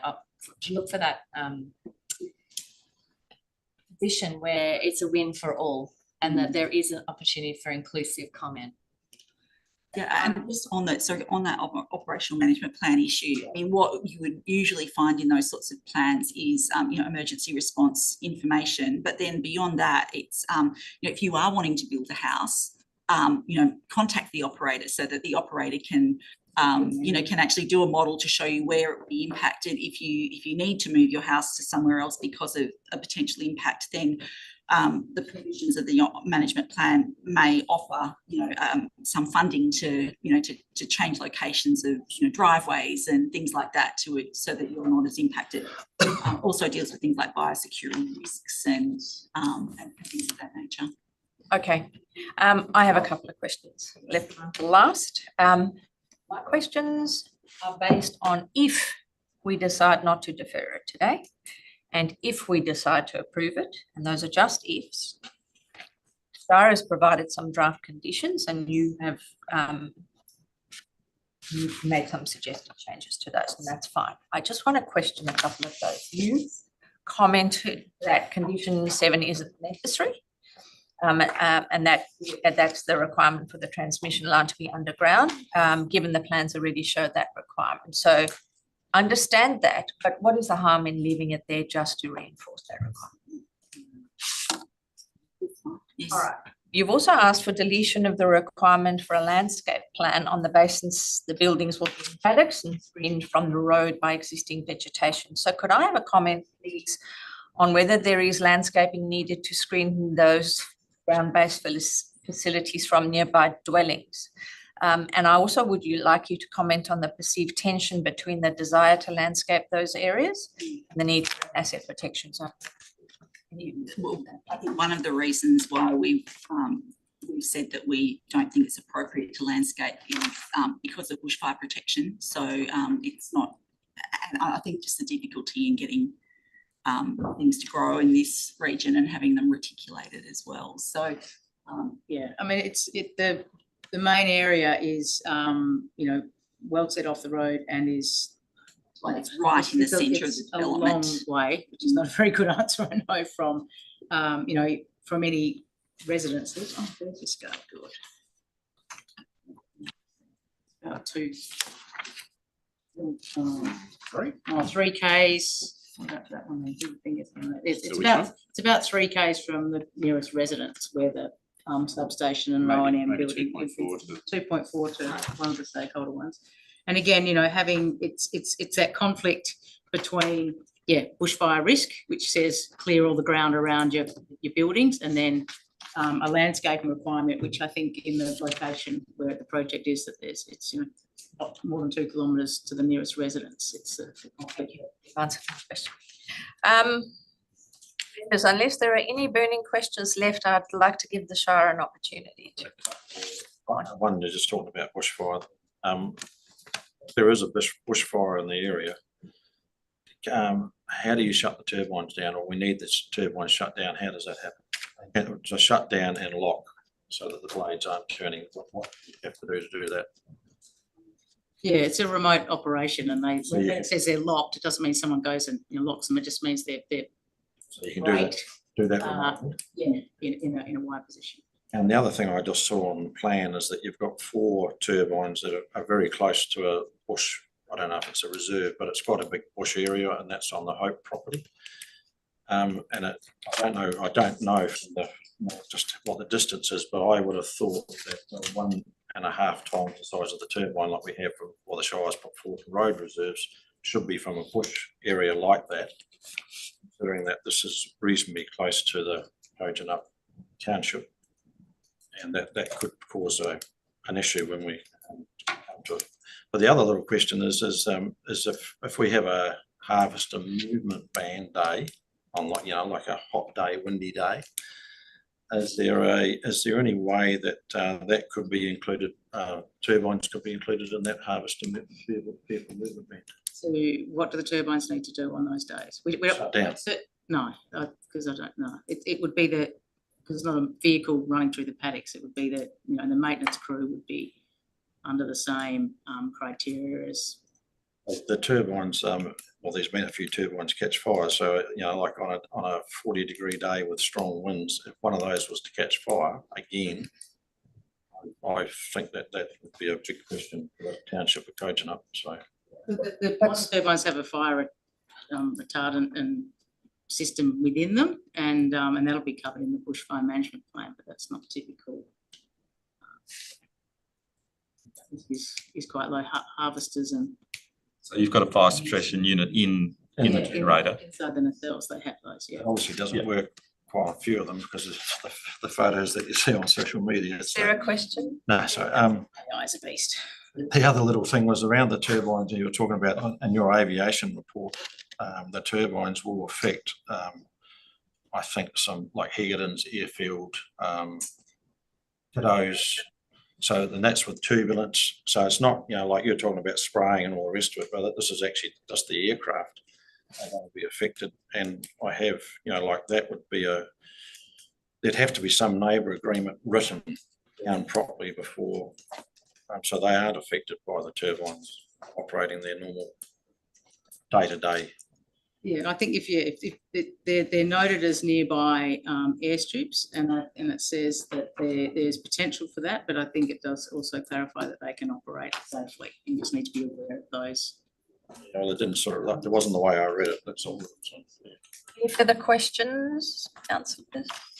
Again, that would be This is our last call. This is your last call. So if I might come back to the aviation one, and so are the people from Harvey. So last call for questions, councillors. Craig asked about this stopping of the turbines, how long would that take if there was a fire, for argument's sake? So it's an emergency, and we've got planes in. Yeah, I don't have to get that from an operational point of view. So agricultural spraying is the same. How long would that? Because well, that would be a negotiated arrangement, and with the remote operation, I don't imagine it's very long, but I can't answer that. I don't want to give an answer. I mean, there is someone in the, there's an operations office. Yep. And there is someone in the office. So, you know, more the process of those turbines spinning pretty quick. I'm wondering how long it is. It's not a long process. They've got braking systems in them. From like LPP 10 seems to be a fairly contentious point in the whole discussion about whether it actually has any validity at all. Is it normal practice for all local power policies to go before the DPLH, or I mean, can shires instigate their own local policies that just sit within the shire? And I'm speaking to your point, where it says that none of these were present. You know, this policy wasn't presented to DPLH. Maybe is it? Yes, you did. Just trying to find it. The answer might be that it depends on the subject matter of the local planning policy. There are some subject matters that require Weight to be given to the policy. Or WAPC, I should say. But local planning, like many local shires, make their own planning policies about renewable energy. I think the draft planning code is intending to ensure there's some consistency. And it is proposing that all local planning policies will be consistent with that draft planning code. So point 17 in your submission, the one that came out, your deputation submission, if that's what we're talking about, says further, while the policy went through a public consultation process, there is nothing in the minutes of the Shire's council meetings when the policy was considered to suggest the policy was referred to Department of Planning, DPLH, or the Department of DWER. Is there a need for the policy to be referred to those? I'm not here to give you advice. You have though. No. So can I just jump in there for a second, because we're not debating this issue. The question's been asked, is there a need? There isn't a need, but am I correct in assuming that you made the point, because given the scientific nature of this, is your point that it wasn't referred to the people who are putting together position statements? And yes, with respect, presiding member, that is what I was suggesting, that given the nature of this of the policy, the fact that this area is actually identified in the state planning strategy as being an area for wind farms, and that the policy itself was essentially inconsistent with that it would be normally the case that it would be sent to DPLH for advice. Can I ask, how is it inconsistent? How is the policy inconsistent with that?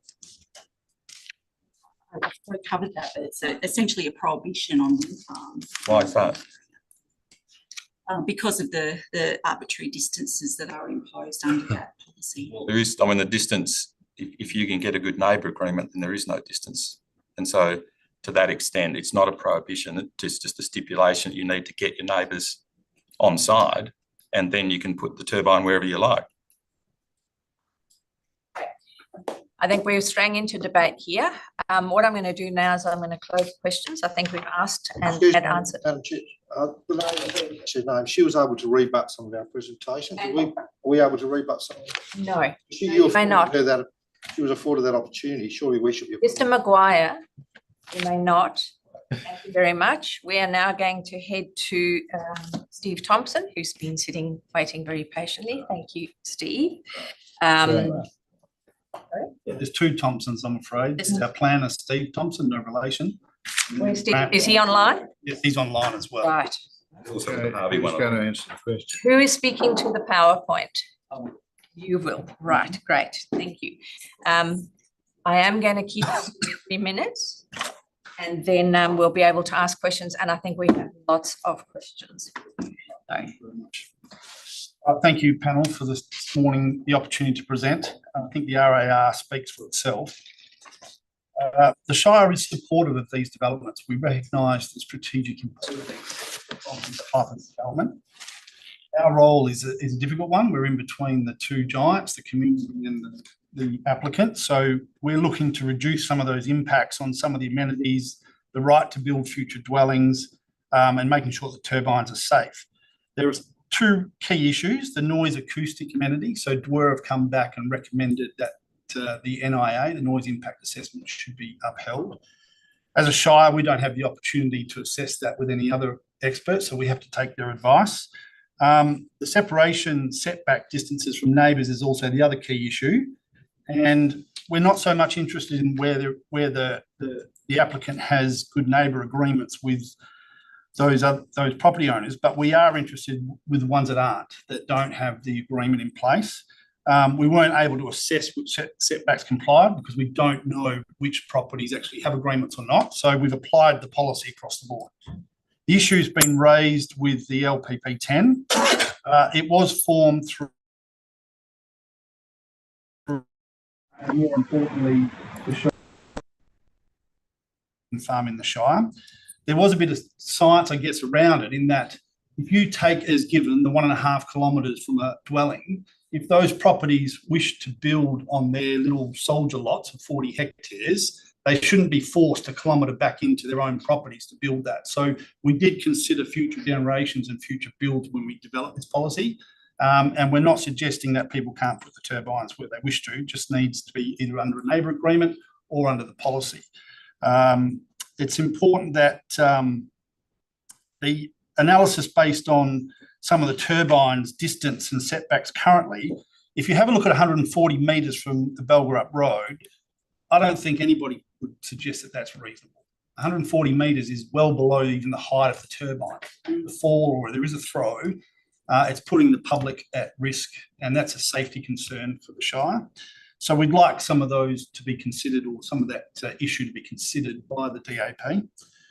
If the separation distances are to be resolved, I believe it's going to take compromise and understanding. Thus, we're wanting to defer it for the noise impact assessment, but also to have this conversation about what those setbacks should look like. So the question probably needs to be answered is, what is that standard for the setback? And I know there's a lot of different guidelines here. We've got South Australia, we've got the ones coming through the WAPC, we've been talking to Powering WA, we've got our own local planning policy. So it's quite a complex issue.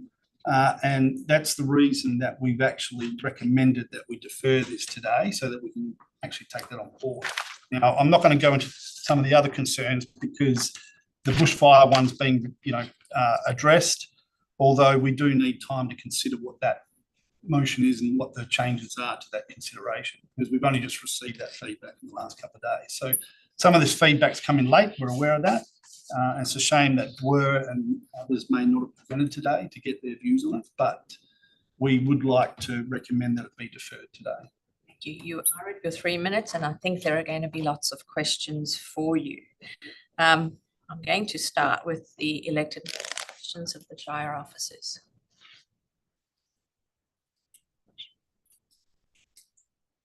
We've probably done this conversation to death. I'll be honest with you, and so if the other panel members have questions, if we need to come back, if you've got follow-ups, that's fine. Yeah. All right.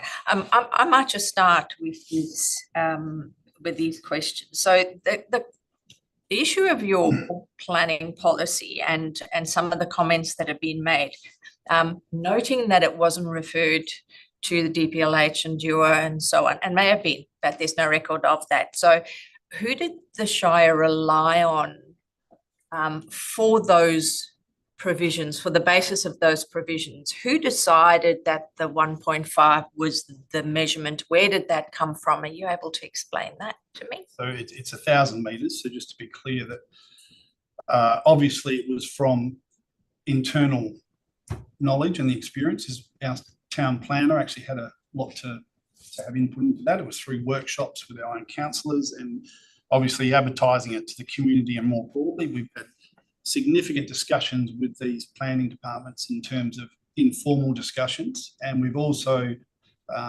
discussed with Dwyer and also Powering WA. So we've had those informal discussions. Yes, it didn't probably go to them as a formal policy, but there was no requirement to do that. So we didn't feel we needed to do that. Our experience actually probably led the debate more than anything. Okay, you've provided us with some draft conditions in case we decide to approve the application today. Condition 2, do you agree that condition 2 effectively requires a redesign of the proposal, meaning we'd be essentially approving an application that's different from the one that we're considering today? Is that correct? Sorry, can you just, which one's condition? So condition 2 says you need to modify the development plan to do a number of things. So in doing so, it actually makes it quite a different development from the one we're looking at today. And I'm just seeking your confirmation that, do you agree that it effectively, a condition that you've recommended is effectively requiring a redesign, meaning we'd be approving an application subject to changes that make it something else? Is that, do you agree with that or not? Well, I don't think we're suggesting that you amend it significantly so it changes the project. We're suggesting that you make amendments that subtly tweak it so that it's safer, the setbacks are consistent with our LPP10 or safer distances from the boundaries, particularly the non-host or the non-stakeholder properties. And technically, we don't really know who they are. So. Okay. Could you comment for me? So the applicants asked for the deletion of the condition requiring the lighting for the wind turbine towers. What is your view on that, if we even got to that point? That's the aircraft lighting for the radar control. They're saying it's not necessary. What are your thoughts on that? There are 3 unregistered airfields around the place, about 3 kilometres away from the turbines. That includes helicopters as well. You can see these turbines from the town centre.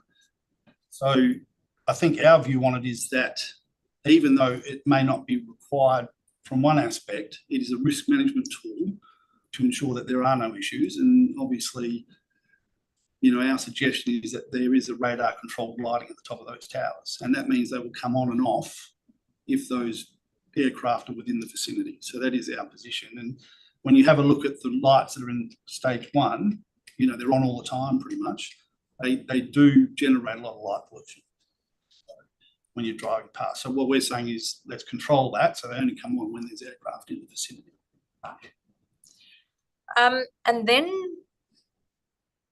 it seems through those conditions you're seeking annual monitoring of compliance with noise levels. Now, surely if a post-commissioning assessment, so the thing is built and it's working and you do an assessment, if that shows there's compliance and then nothing changes operationally, what is the need for the annual monitoring in your view? Depending on the operations of those turbines, I think that noise can change depending on how they operate them. I'm not an expert in this space, but all we're saying is that there should be an ongoing, whether it's 12 months or 2 years, whatever that time frame is, there should be an assessment done ongoing. And that comes from our experience with stage 1 of the wind farm, where we've had the post-commissioning. We're now having our own assessments done, and that has been concluded. I can't speak to that because it's sensitive and confidential at this stage, but I think dynamics change over time.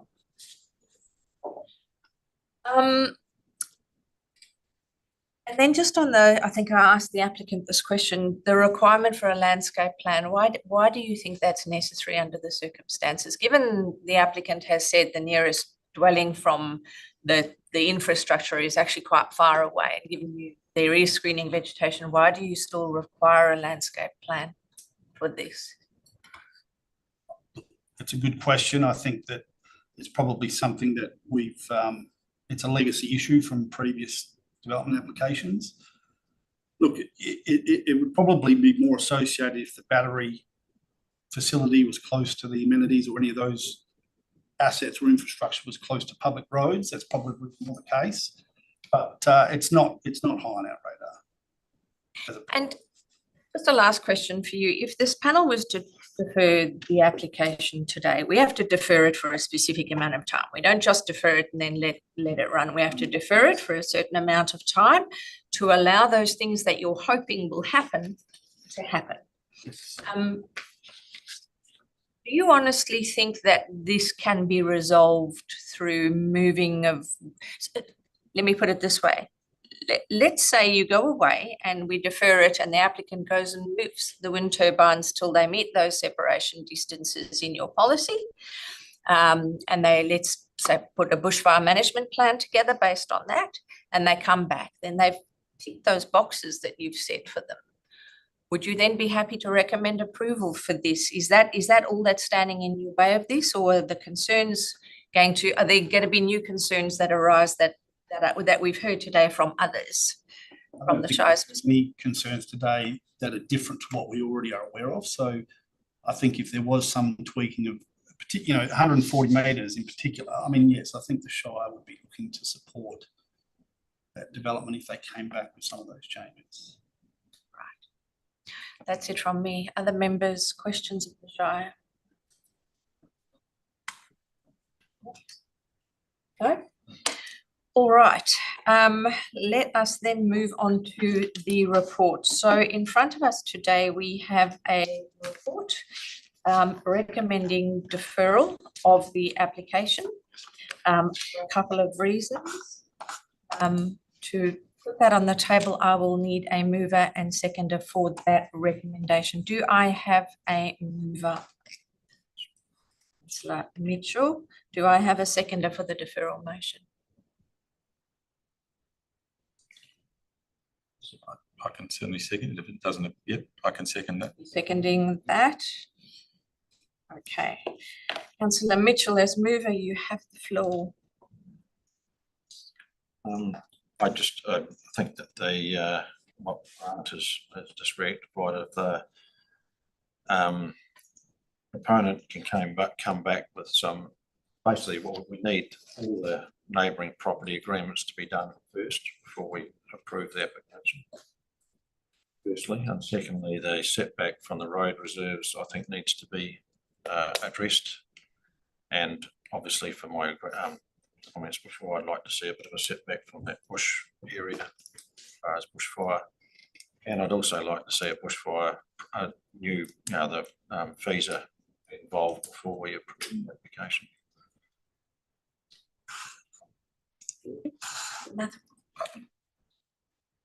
So my reasoning is not possibly going to stand up under strict development application guidelines, but what we've heard a lot of is discussion around LPP 10 and those setbacks, and the fact that there are a lot of neighbours who are unsatisfied with the process up until now, and part of that comes under that 1,000-metre setback. And so rather than actually saying we have to get compliance before the deferral meeting, it would be that at least a much better job, if you like, is done of trying to get those neighbours who haven't signed good neighbours agreements on side, because we all have to live in this community, and it does affect the social fabric of, people take sides. It's worse than footy teams. I'll give you the nod. And so that would be my reasoning for deferral, is I feel that there needs to be a bit of grace maybe on both sides, and if we can't find that, then discussion for the next meeting if we defer it. Thank you. Other panel members, do you wish to speak for or against the motion for deferral? I'll speak against the motion. I think that the proponents have already indicated and demonstrated that the noise impact assessment that they have is as per the requirements of the draft code on wind farms, and it's part of the existing system or processes of assessing wind farms now. And I don't think that deferring it for this particular reason is going to assist in the actual operation of the wind farm. They've already demonstrated compliance. They've already demonstrated that they are the ones that take the risk of building the wind turbines at locations if they can't comply with the noise at sensitive receptors. Then it's up to them to make the changes. In regard to the policy, I do also reflect on that, and I think the arbitrary nature of distances, and I take all due regard at what the CEO said. It's been developed with experience, but there's a lack of rigour in terms of scientific support for those distances, and one's got to realise that if you do get into a situation where you have to defend your policy through the State Administrative Tribunal, you're going to have to demonstrate science behind that as well. And I think that the alternative of the applicants taking responsibility for the noise levels at sensitive receptors, it's up to them to comply with that. And in terms of the landowner agreements, there's no planning compulsion. There's nothing in the planning regulations or acts that will require the proponents to have landowner agreements prior to getting an approval. That's not part of the planning statutory framework. So for those reasons, I'm not supporting the deferral motion. Thank you. Sorry, did I check in with you, Member Maurice? Yeah. Okay, look, I too am going to struggle to support the deferral as worded at the minute. I understand that a lot of the anxiety that has been caused as a result of this proposal has to do with the community, and it has to do with the process that's been followed, the engagement, the agreements, whether there's agreements or not agreements, and what they say and who's impacted and so on.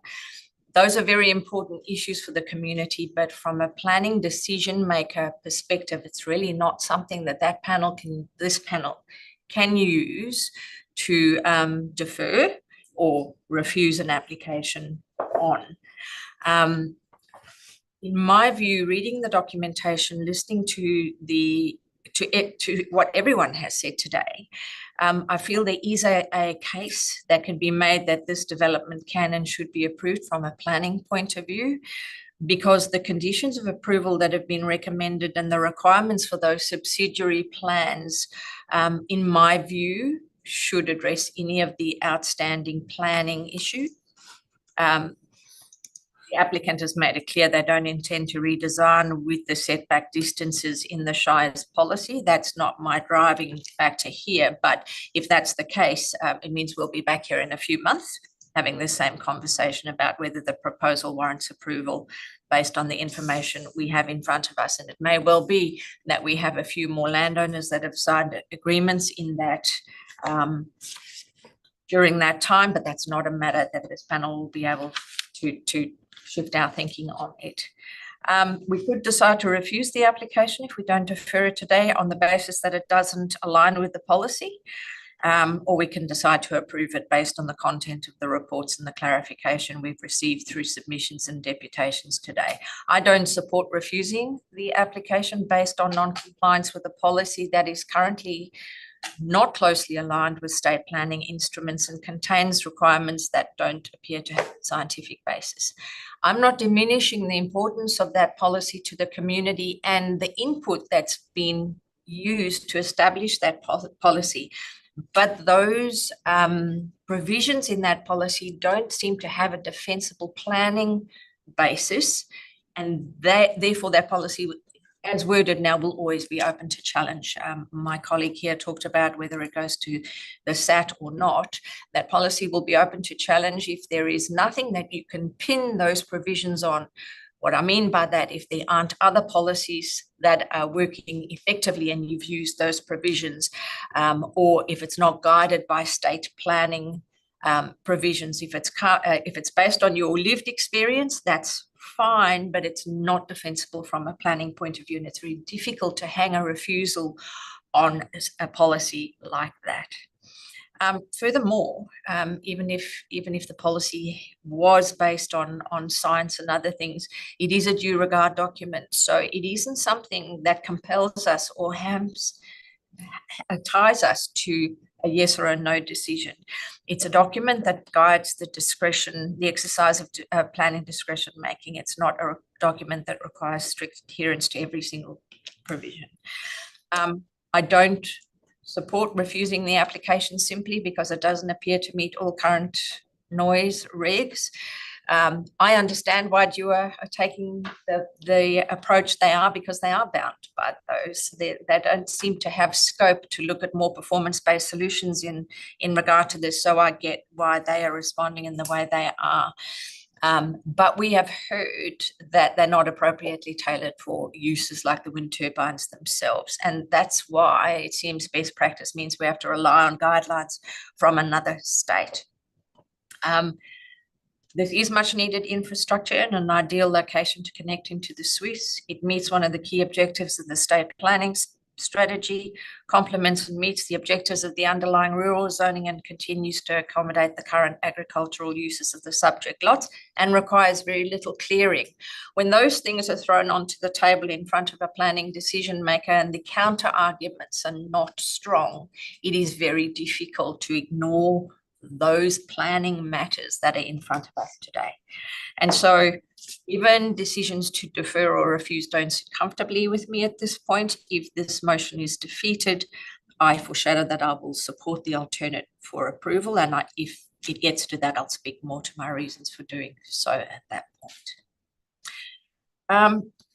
Councillor Mitchell, as mover, would you like to close? So I get to respond to the report. I'm hearing what you're saying, and I believe that the decision we make here today is going to have a huge impact, not just on this application, but on future ones, on future areas. I think we have a community responsibility to act not just on the planning, but as far as the community is concerned. I know what you're saying, and I understand that, but we've seen situations in Victoria currently where there's major recourse from some of the decisions that's been made there, and I believe that communities like Kojonup are going to see a similar reaction if we aren't responsible with the way that we deal with this application. And you're talking about a close community, and I know that might not apply as far as your planning thing goes, but it's going to have a huge impact to a rural community if we accept this application in its current form. All right, that closes debate on the deferral motion. I'm going to put the deferral motion to the vote now. All those in favour of the deferral? Against? Deferral motion is lost. In that case, we have an alternate recommendation captured in the Shire's Responsible Authority report for approval of the application, subject to a series of conditions. I have a mover of that alternate motion. I will move to put it on the table. Do I have a seconder for the alternate? Thank you, Member Colfax. Okay, I will speak briefly to the approval, and through that process, I will also seek to move some amendments to conditions. As mentioned previously, from a planning perspective, this is much needed infrastructure in an ideal location to connect into the Swiss. It meets one of the key objectives of the state planning strategy. It complements and meets the objectives of the underlying rural zoning and will continue to accommodate the current agricultural uses of the subject lots and requires very little clearing. There are a few key issues I'd like to specifically address before I suggest those amendments to conditions. On the issue of bushfire, I accept that most of the development is exempt from assessment against SPP 3.7 and the guidelines.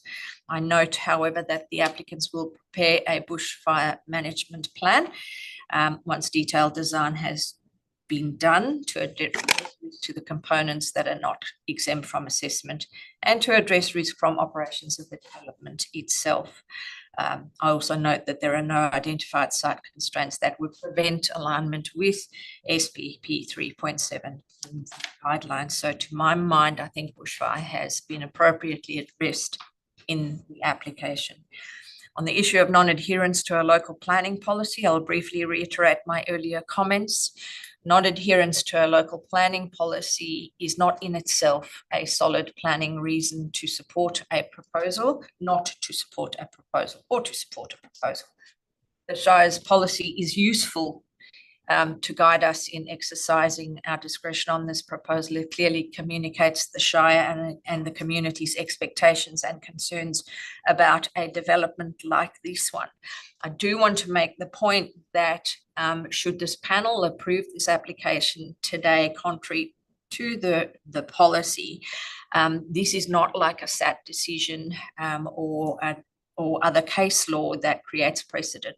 I would suggest that in the future, given there are moves to establish guidelines, which may or may not require your policy to be changed to align with those, I think the guiding documents will become stronger. This decision, whatever it is, will not set a formal precedent. All proposals are different and have different circumstances.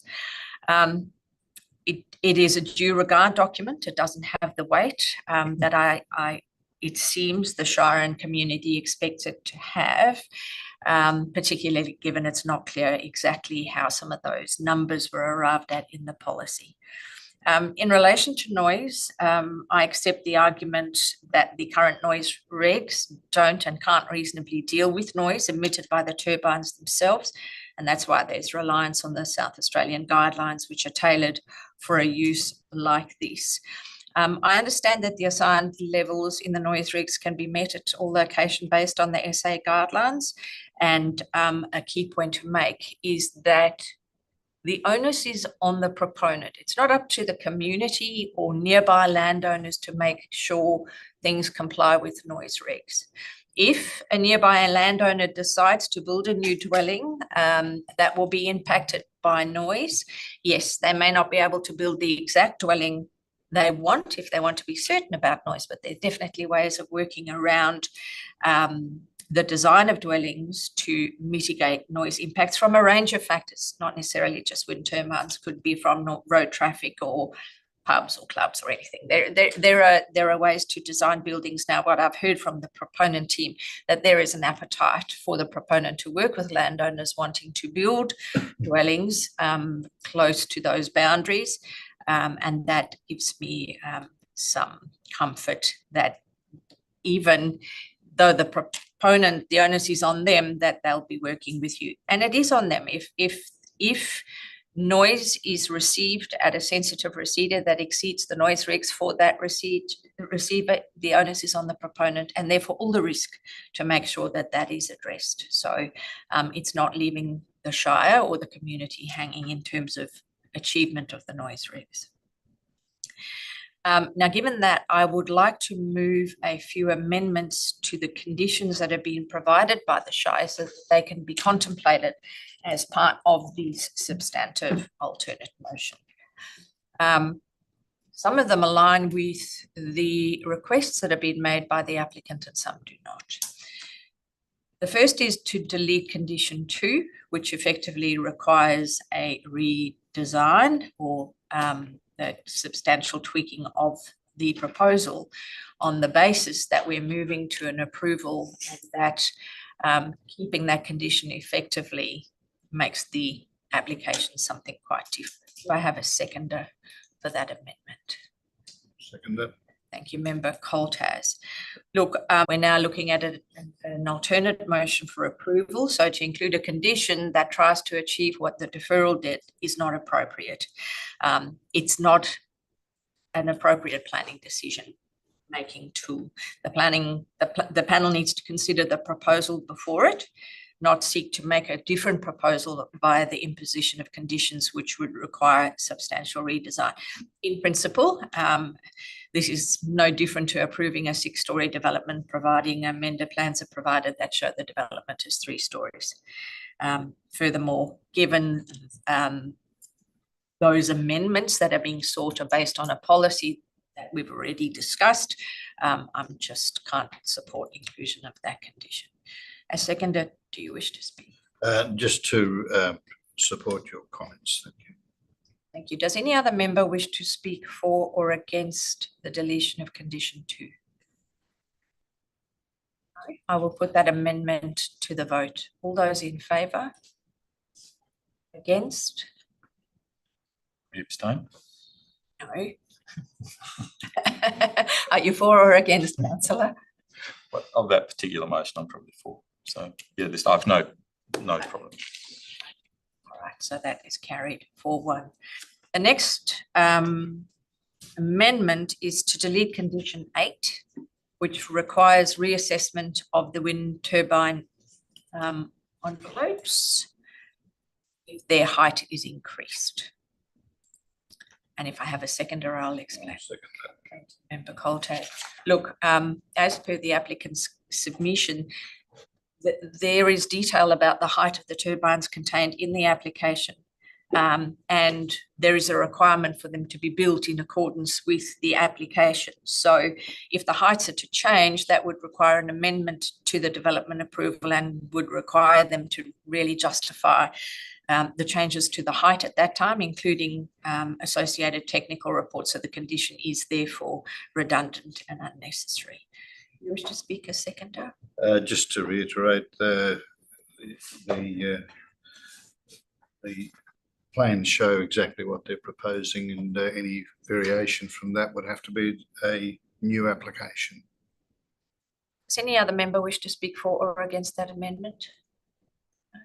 All right, all those, we'll put that to the vote. All those in favour? Against?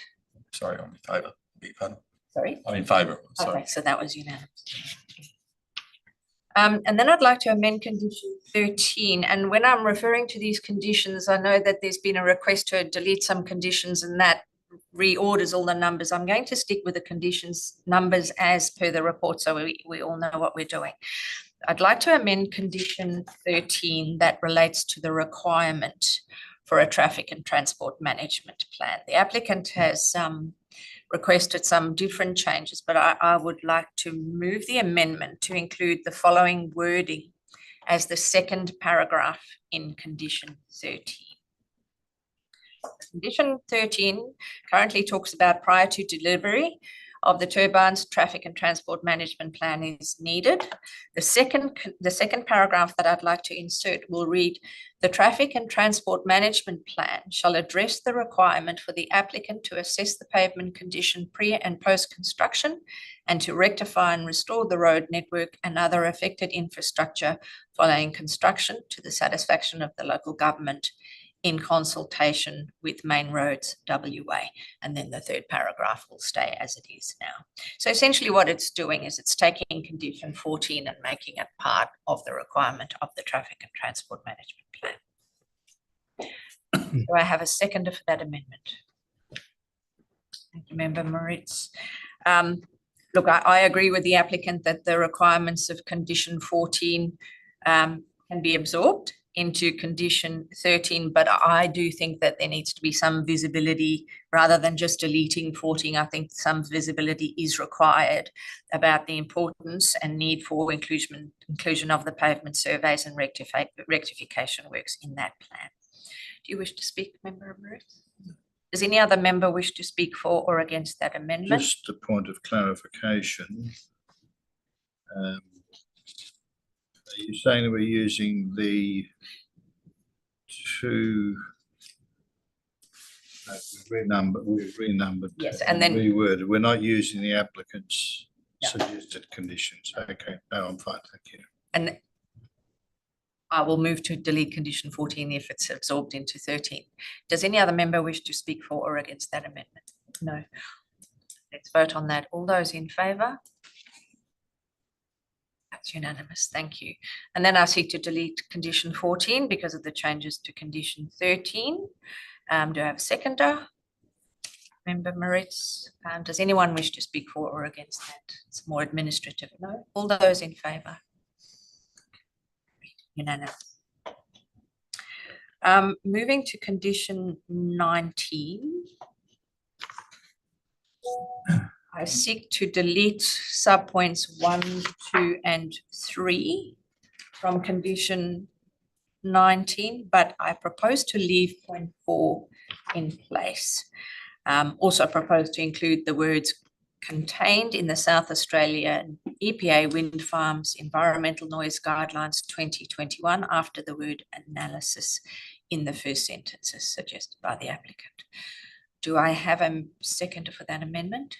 Sorry, please, I'll second it, but I just want to get the wording. Sure. So let me explain that more now that I have a seconder. So it appears that the wording relating to the South Australia guidelines was inadvertently omitted from the Shire's condition because it talks to post-commissioning noise testing and analysis to address. But what we've done is we're adding in, so the condition would read, the applicant is to undertake post-commissioning noise testing, and in between testing and based, there seems to be words missing. Sorry, so that needs to be, sorry, I'm losing myself here. Based on the testing procedures and analysis contained in the South Australia Wind Farms Environmental Noise Guidelines. It seems to be missing that explanatory about what analysis we're talking about. Then my other reasoning to delete subpoints 1, 2, and 3. It appears that it, sorry. I do support, I think those are explanatory and I don't think they're needed, but I do support publishing of the post-commissioning testing results on the operator's website for information. I don't support the noise levels being tested every year. Once the testing has happened post-commissioning, I don't think that that needs further resolution or testing once a year. Do you wish to speak as? Yeah, I agree. I don't think annual testing, there are many uses that are approved that require noise levels to be compliant, and the judgment on that is if there's any problem with it, then the regulatory authorities can impose mandatory requirements to achieve those levels. So to undertake noise levels at every turbine every year, I don't think is quite an onerous imposition. Thank you. You summarised that a lot clearer than what I did. Does any other member wish to speak for or against that amendment? I'm just wondering whether there shouldn't be an inclusion there that at some point a follow-up. Otherwise, it's on the people who are not proponents to check whether those noise levels are consistent. And I'm not talking about every turbine as you know, I'm assuming this was meant at the edge of the envelope rather than each turbine. What we're doing here is saying there is no compulsion to ever check noise levels again, unless someone puts in a complaint, presumably. And if I understood Jean correctly, then that would be a process that someone can complain about the noise level, and there is a policy, there is a process in place to. Well, yeah, I mean, it's like anything. If you're living next door to a noisy dog barking or a noisy party or something, you complain, and the Shire will send out a health inspector with a monitor to work out noise levels. And in this case, the Shire won't have that measurement. sorry, hold on one sec, because we're debating. I might Yeah. just suspend standing orders just for a minute to allow us to have a conversation about this. Do I have a second? Do you wish to continue the conversation? Yes, I mean, that's quite Sorry. standard. I need to vote on that. All those in Yes. favour of suspending? Sorry, who seconded that one? Sorry? Seconded? I was second, yeah. Yes, so that's standard in most instances. There's nothing stopping the Shire from doing ongoing monitoring as well. You know, you can go out there and test at regular intervals, and if the levels are too high, then the Shire can register that through its health department to make them comply. I suppose because I can't remember who spoke about the noise levels, said different conditions created different noise levels at different positions. I think, would that be a fair summation? Debate. I'm sorry, I was going for clarification, but it appeared to me that conditions could affect, and so if you only do one measurement, it depends on those conditions at that time as to what that measurement shows. I'm not the expert, but yes, I presume so, yes. And so that is my concern a little, is that we are saying you only have to check this once on any particular date. What I'm going to do, so we can open debate on it, we've clarified it. We're going to resume standing orders, and you can debate that now if you do not wish to support the amendment.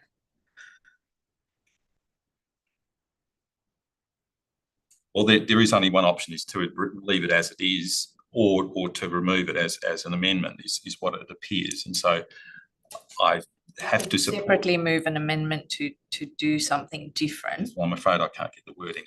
I can, and so I'll just have to withdraw my discussion. Let's talk. Does any other member wish to speak for or against? Probably just another comment in that there's 33 towers. At any particular time, you're going to do monitoring because they're distances apart, they're in different heights, different wind speeds at different towers. I can't see the benefit in doing an annual monitoring because at each tower you've got different levels. So each tower has to comply with a certain prescribed level, or it's not the towers, the turbines, it's the noise at the periphery of the wind farm itself. So I don't know whether the individual turbines require that sort of. No, I agree with that. Resuming standing orders. Does anyone else wish to speak for or against this? Yeah. Wish to second resumption. Yes, let's get back to the standing orders for the Shire of Harvey. All right, anyone wish to speak for or against that amendment? No? All right, I'm going to put that amendment to the vote. All those in favour? Unanimously. And I would like to amend condition 20, and that talks about the decibel limits, to add the wording up to 45 dBA to the end of point B. And then I'd like to add the wording at the end of the condition: assessment of noise impact is to be performed in accordance with South Australian Wind Farms Environmental Noise Guidelines 21, as suggested by the applicant. So we're looking at adding the wording up to 45 dBA at the end of point B. And then we're looking at adding another paragraph to the end of condition 20 that explains that the assessment is to be performed in accordance with the South Australian guidelines. Do I have a seconder for that amendment? Thank you. Look, the reason is the condition does need to be more specific. This is open to interpretation as to how you measure this. So the condition does need to be more specific to outline that the parameters in the condition suggested by the Shire are consistent with the South Australian guidelines and not other legislation or guidelines. No, I'll support that. Can I ask clarification? Sorry. So not speak to it. I need a clarification on what you are intending. So I'll explain it a little better. And the applicant did set it out in some detail in their submission. So to add the 45 decibels at the end of up to 45 decibels just clarifies. So it will not exceed the background noise by more than 5 decibels, whichever is the greater, up to 45 decibels. So it's setting the limit, which already exists. It's just making it clear in the condition. Yeah, that's my point. So the question I have is that reads that once it gets above 45 decibels, there is no need for compliance. Is the way it reads to me. No, It says up to 45 decibels, and if it's 50 decibels, then I'm confused. So it only has to go to 45 decibels. so to me, it reads that 45 is the upper limit. Can't go beyond that. Yes, can't go beyond 45. So that's just clarifying that. Okay, and then it is saying, can't go beyond that, but you'll measure it in accordance with those the South Australian guidelines, because it's currently, that condition is not clear whether we're talking about the West Australian noise rigs or how we're measuring it. So that just clarifies that you're using those guidelines and it can't go more than 45 dBA. Under any condition. Yes, thank you. Does any other member wish to speak for or against that amendment? All those in favour? Unanimously. And then I would like to, we received some late information, but I think it's very useful to amend condition 24. Currently talks about a fire management plan, and the fire management plan needs to do a bunch of things.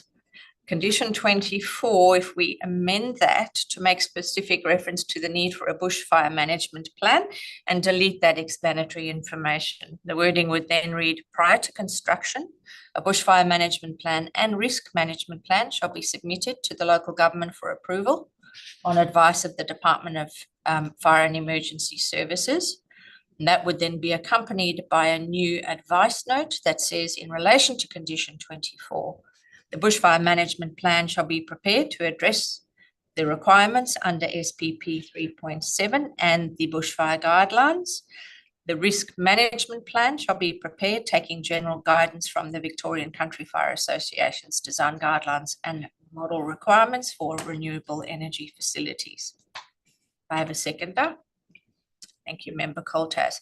I think the wording as suggested here makes it a lot clearer that it's a bushfire management plan that's needed and a risk management plan when it's needed. It doesn't, those sub-points are required under the guidelines. You need to do those things. So that's better suited as an advice note. Generally, this is just tidying it up and making it very clear that a bushfire management plan will be needed and that it'll need to adhere to both SPP 3.7 and the Victorian Fires guidelines. I have spoken. Any other member wish to speak for or against? No, No? just confirm. Right, let's put that to the vote. All those in favour? Unanimously. And then I'd like to change condition 25 to change the wording that suggests an emergency response plan needs to be developed prior to construction. Change that to prior to commencement of operation. Do I have a seconder? Second. Thank you. Thank you, Member Moritz. Look, the reasoning is I think plans like that are generally better or more appropriate prior to occupation or commencement of operations and not prior to construction. So it's just a tidy up. And that would then, yep, that's it. Or against? Can I speak against or that? against? Yep. I would have thought that during construction, there would need to be an emergency management plan in place as well. You've got personnel, in fact, to a large degree, you've got a lot more personnel on site during construction than you have post-construction. You know, you've got one person there post-construction. You may have 100, there during construction. I think that emergency management plan needs to be in place, prior to and during construction. And possibly they are two separate management plans, because after construction, you would have different requirements. But during, you still need an emergency management plan, surely. Just having a look whether that's captured anywhere else. Condition 12 requires Well, construction. Yeah, that's what I was looking for. Okay. I'll address that in closing. Does any other member wish to speak for or against that amendment? No. In closing, condition 12, the issues that Councillor Matherin has raised does require a construction management plan, and generally the safety of personnel from all matters is covered in that construction management plan. I'll have to accept your judgment on that. Well, not my Fine. judgment, it's just my view. Yeah. Okay, I'm going to put that amendment to condition 25 to the vote. All those in favour? Unanimously. Then I seek to delete condition 26 related to signal strength testing. It duplicates the requirements of condition 10. Do I have a seconder? Thank you. Look, it duplicates the requirements of a separate condition, is therefore not needed. Any other member wish to speak for or against that? Let's put that to a vote. All those in favour? Carried unanimously. Thank you. And then delete condition 27 relating to the requirement for a landscape plan. Do I have a seconder for that amendment? And Coltes, thank you. Look, there is tension between the desire to landscape around the buildings and the need to maintain an asset protection zone around these facilities. Given the facilities are to be placed in the existing paddocks will largely be screened from adjoining roads and located quite far from nearby neighbours, I don't think the landscaping is required, hence the deletion. Do you wish to speak? I'd only just to agree with that, but if the proponents would like to soften the stark impact of their infrastructure for the benefit of their employees, I'm sure they'll think about that. Does any other member wish to speak for or against that amendment? No? All those in favour? Carried unanimously. Thank you. We're nearly there. Deletion of the explanatory information in condition 29 relating to a decommissioning and rehabilitation and inclusion of this information as an associated advice note. The condition would then read at least 12 months prior to discontinuation of the relevant approved stage of the development, an updated decommissioning and rehabilitation management plan is to be prepared and approved to the satisfaction of the local government. We have a seconder. Member Coltas. Look, the reason is to be consistent with the wording of other conditions on other similar applications, and all that explanatory information that is provided in those subpoints is the type of stuff that's usually better captured in an advice note. So that will explain what is required to be included in the plan, that advice note, and it is to the Shire's satisfaction. So the Shire will determine at that point what goes in it and what does not. Do you wish? Just to say that there will probably be a number of other things that they may wish to include in a decommissioning plan. So it's not an exhaustive list, and probably best left as an advice note if they want to add things to it. And the actual condition is quite pointed as to the need for the decommissioning rehabilitation plan anyway. Any other members wish to speak for or against? Let's vote on that. All those in favour? Unanimously. And then lastly, and this is a tricky one, because I'm assuming that this relates to a section 70 notification on title. I would seek to amend, and if I get a seconder, I'll explain why. I seek to amend condition 30 to state that if notifications are to be placed on the affected certificates of title to alert prospective purchasers that there are underground cables and or infrastructure on the land which may impact on future development. These notifications would need to be prepared and lodged at the cost of the Shire and only with the consent of the applicant or owner. This change to condition 30 would need to be accompanied by a new advice note that clarifies this does not result in an obligation for the local government to prepare and lodge the notification. Do I have a seconder for that amendment? Thank you, Member Coltas. Look, it has recently come to light with the DAPs that in making decisions requiring Section 70 notifications on title, the obligation to lodge that Section 70 notice under the Transfer of Lands Act rests with the local government and not with the applicant.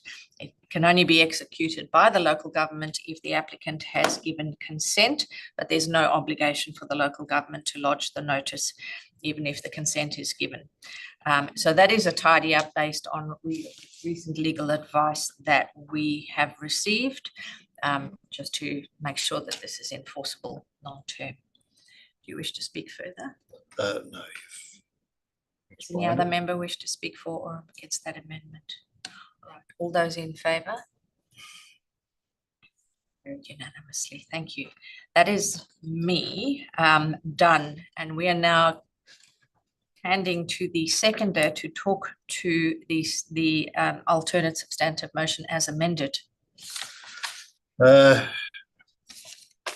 Just that I'm supporting it. I don't think that I think that the application has been through a very thorough discussion and assessment process.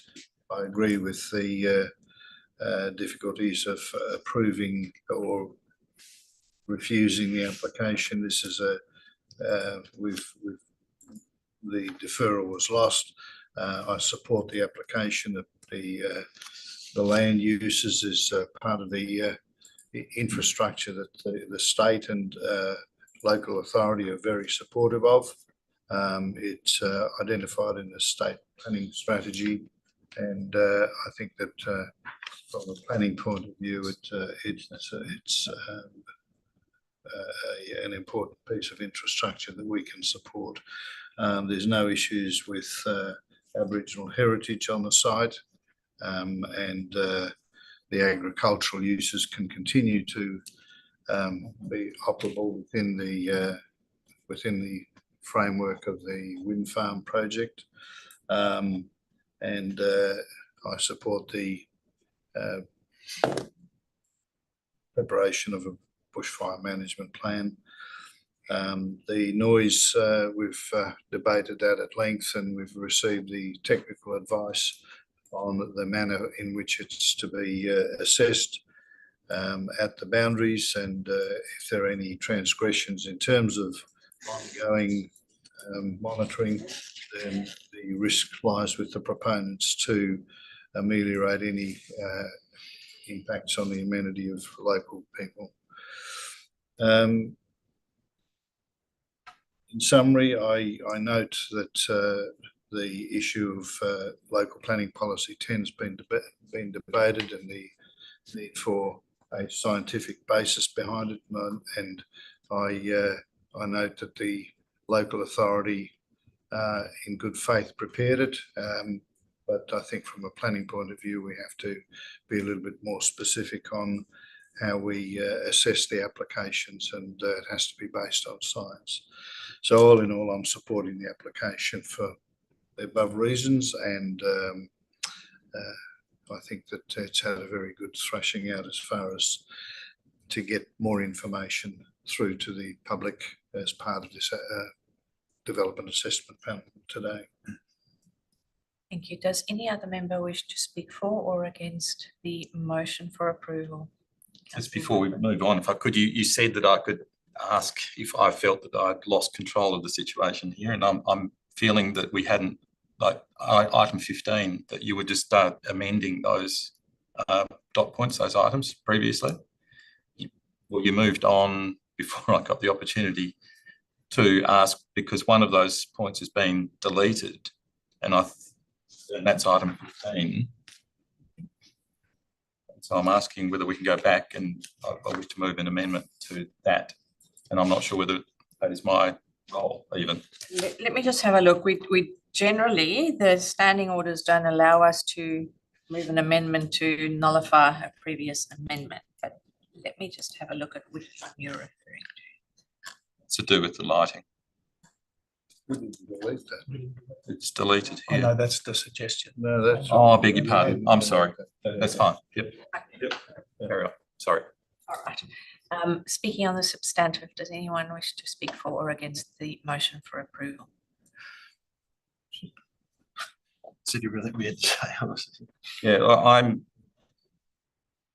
I'm not obviously trained in this development process, but I tend to disagree that we aren't setting a precedent by doing this. One of the turbines is within 140 metres of a public thoroughfare, and we are saying that's fine.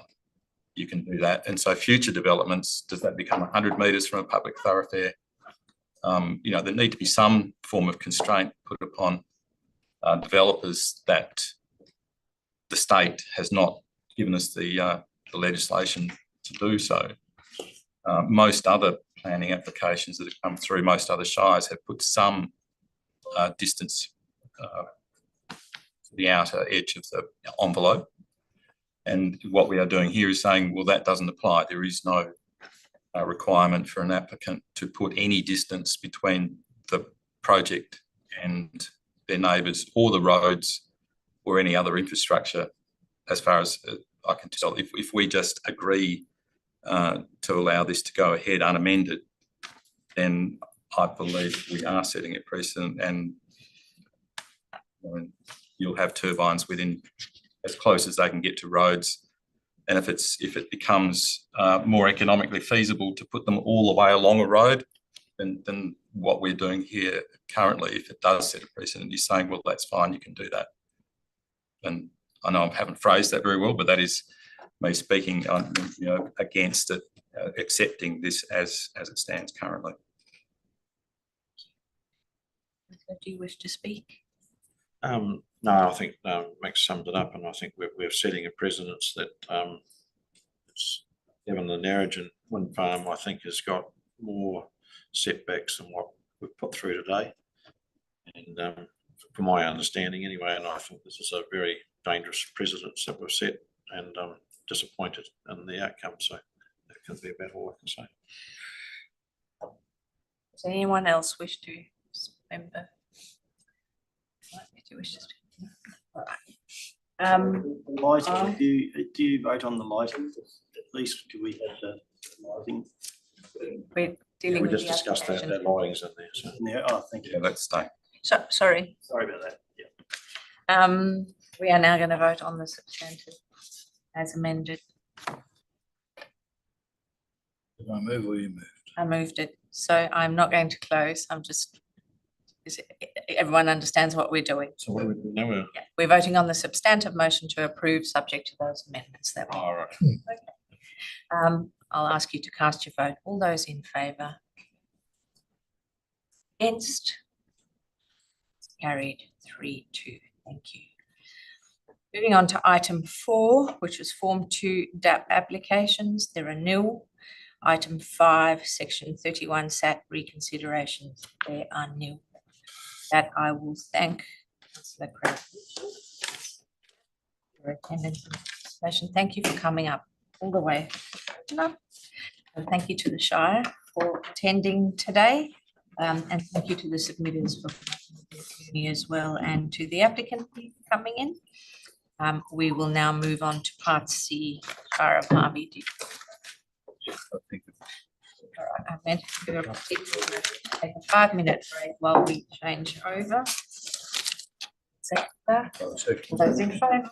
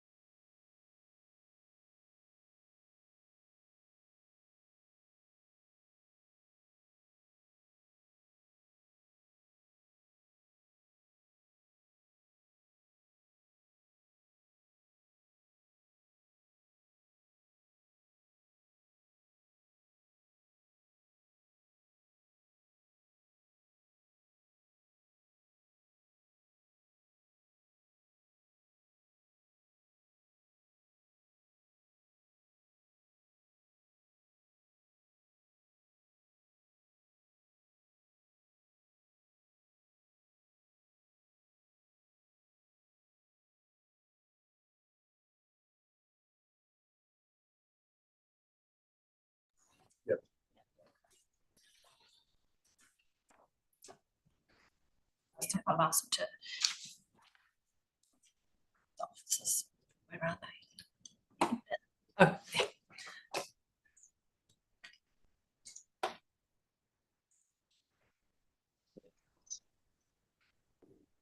there. Look along, I'm awake. Hi, everybody. Thank you for your patience at the Shire of Harvey. Welcome to the meeting to Shire President Michelle Campbell and Councillor John Bromham, our local government members for the Shire of Harvey. For those new to the meeting for this part, I remind everyone that the meeting is being run in accordance with the RDAP standing orders and that panel members may refer to technical devices throughout the meeting to assist you in considering information before you. Item 1, declaration of due consideration. Panel members need to have considered all the documentation contained within Part D of the agenda and the Part D related information. Could I please confirm by a show of hands that members have considered all information? Thank you. Disclosures of interest. Before I call for disclosures, could I just check whether our elected members have participated in any council meeting or briefing on this item? I can confirm that this item hasn't come to council for deliberation. Thank you very much. I haven't received any other disclosures of interest. Do any members wish to make any disclosures in relation to the item? No. Okay, moving on to our Form 1 RDAP application for Harvey today. Lot 10, Wellesley Road, Biddingup, proposed renewable energy facility, solar farm and battery energy storage system, RDAP number 25-03021. We have one presenter on this item today, Luca Martin from TBB Planning. I remind you that in accordance with our standing orders, your presentation is limited to 3 minutes. We've read the written documentation you've provided and we've seen a draft of your presentation, so I'm going to encourage you to stick to your 3 minutes to the most important points you want to raise in your 3 minutes, and your time starts with... Before we start, how do I change the... Is it working? It's just a bit delayed. The arrow? Let's do the arrow, yeah. Sorry, thank you. That's all good. Thank you, presiding member and panel members. My name is Luca Martin, Senior Consultant at TPV Planning, and I'm the representative applicant for the proposal. As you're aware, this is for a solar farm facility and associated infrastructure to provide improved capability and efficiency within the Kemerton Strategic Industrial Area and the wider network. The current panel configuration has been developed to achieve a balanced outcome between environmental retention and deliverability, noting the project is subject to high fixed western power connection costs, and it cannot connect to its preferred 132 kV option, which is increasing these costs. Now, with that in mind, we support the Shire's recommendation for approval and thank the Shire for its assessment. However, we're seeking 2 targeted changes to the recommended conditions. Firstly, condition 3A, which the condition seeks to retention of vegetation mapped as local natural areas under the Shire's local biodiversity strategy. Now, section 3 of their strategic plan of the Shire's local biodiversity strategy identifies that the process of identifying these local natural areas didn't consider the condition/quality of that vegetation, and it should be an additional consideration in planning assessments forward. That's a quote from the strategy. Our consultant, Western Environmental, completed ecological surveys and environmental assessment report on the site and identified that majority of the local natural areas of the map vegetation will be retained as part of this proposal, with only limited clearing within the southeastern corner, and this has been all identified as completely degraded vegetation. Now, on top of that, the clearing footprint has been assessed by DWER through their clearing native vegetation clearing permit pathway, including assessment against the 10 clearing principles, which they've recommended for approval. Now, the Commonwealth has also determined the proposal is not a controlled action and specifically recognised its considered design and level of avoidance determined. Now, we reaffirmed that the total impact here is 1.67 hectares that is completely degraded, and we are proposing 5.4 hectares of vegetation to be retained as part of this proposal. Now, acknowledging those costs that I briefly mentioned at the start of the presentation, further reductions in the capacity and yield can materially undermine the viability of this proposal without commensurate environmental gain, given the quality of the vegetation proposed to be removed and the significant area to be retained. On this basis, we respectfully request that the condition 3A, as identified on this presentation here, be removed. The other two, B and C, to be retained. Comfortable with those two. Moving on to condition 8 now. This condition is intended to ensure the demolition of the former cottage ruins does not inadvertently impact significant archaeological values potentially on the site. Now, we understand the intent and support a sensible due diligence check. However, we, as drafted, the condition can be read as requiring a standalone archaeological management strategy as the default outcome. Given the substantially deteriorated nature and condition of these ruins, as you can see in those images there, we consider the risk profile and this requirement as disproportionate, and therefore are seeking a simple stage modification, essentially requiring a desktop study. All right, fine. So I'm going to ask you to wrap up. Essentially just deciding a desktop review and site inspection, and then should there any be findings from that preliminary desktop assessment, then warrant a full survey, which we would be comfortable with. Just don't think it's proportionate. Thank you. Thank you very much. Panel members, do we have questions of this presenter? I'm going to start with our elected members online. Any questions of the presenter? You have a question? No, I don't. No, not at this stage. Not at this stage. Thank you. Okay, questions from members in the room? From me, thank you. No? You got off lightly. I was trying to be. All right, we will now move to questions of our local government officers, and I think in the room with the elected members, I believe we have Benjamin Vogel and Elizabeth Edwards today with us from the Shire of Harvey. Would you like to, I'm not asking you to summarise what's in the RA, but is there anything that the previous presenter said that you'd like to address briefly, or would you be happy for us to go straight to questions?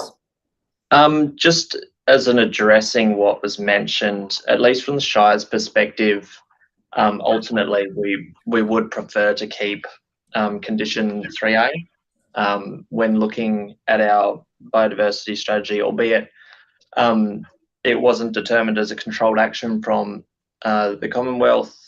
At least our strategy identifies that vegetation for preservation and retention.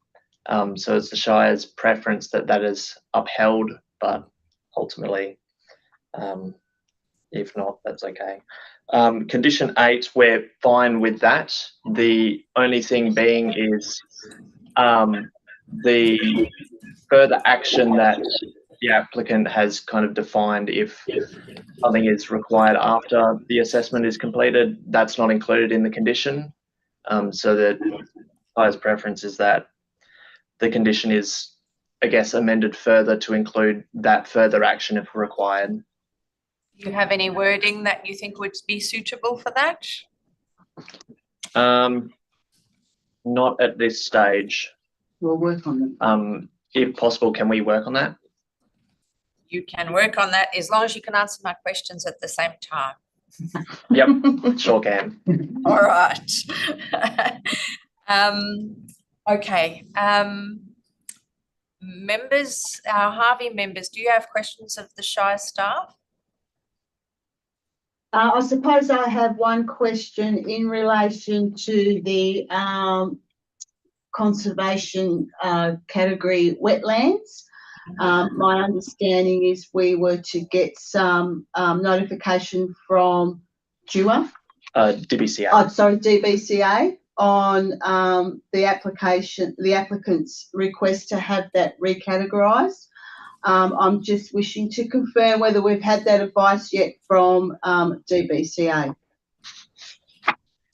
So basically, we had included a condition where if we had not heard from DBCA, no works were to occur within the conservation category wetland.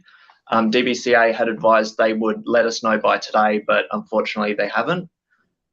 So to answer the question, in short, we have not heard from DBCA. Okay, thank you. Any further questions from our members in Harvey? No? All right. Not at this stage, thank you. Okay. Members in the room, any questions of the Shire staff?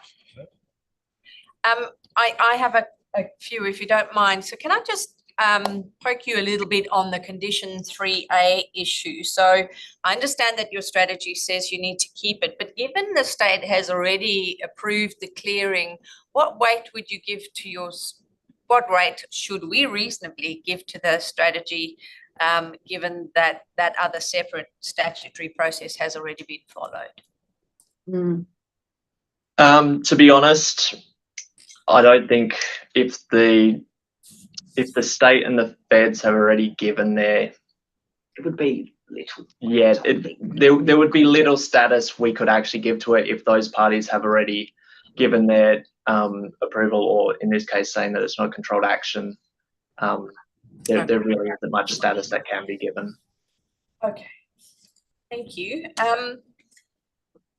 Then I see you've asked for a traffic management plan for the construction phase in condition 6, but wouldn't that ordinarily be addressed via the construction management plan in condition 7? Why have you specifically separated those out into 2 conditions?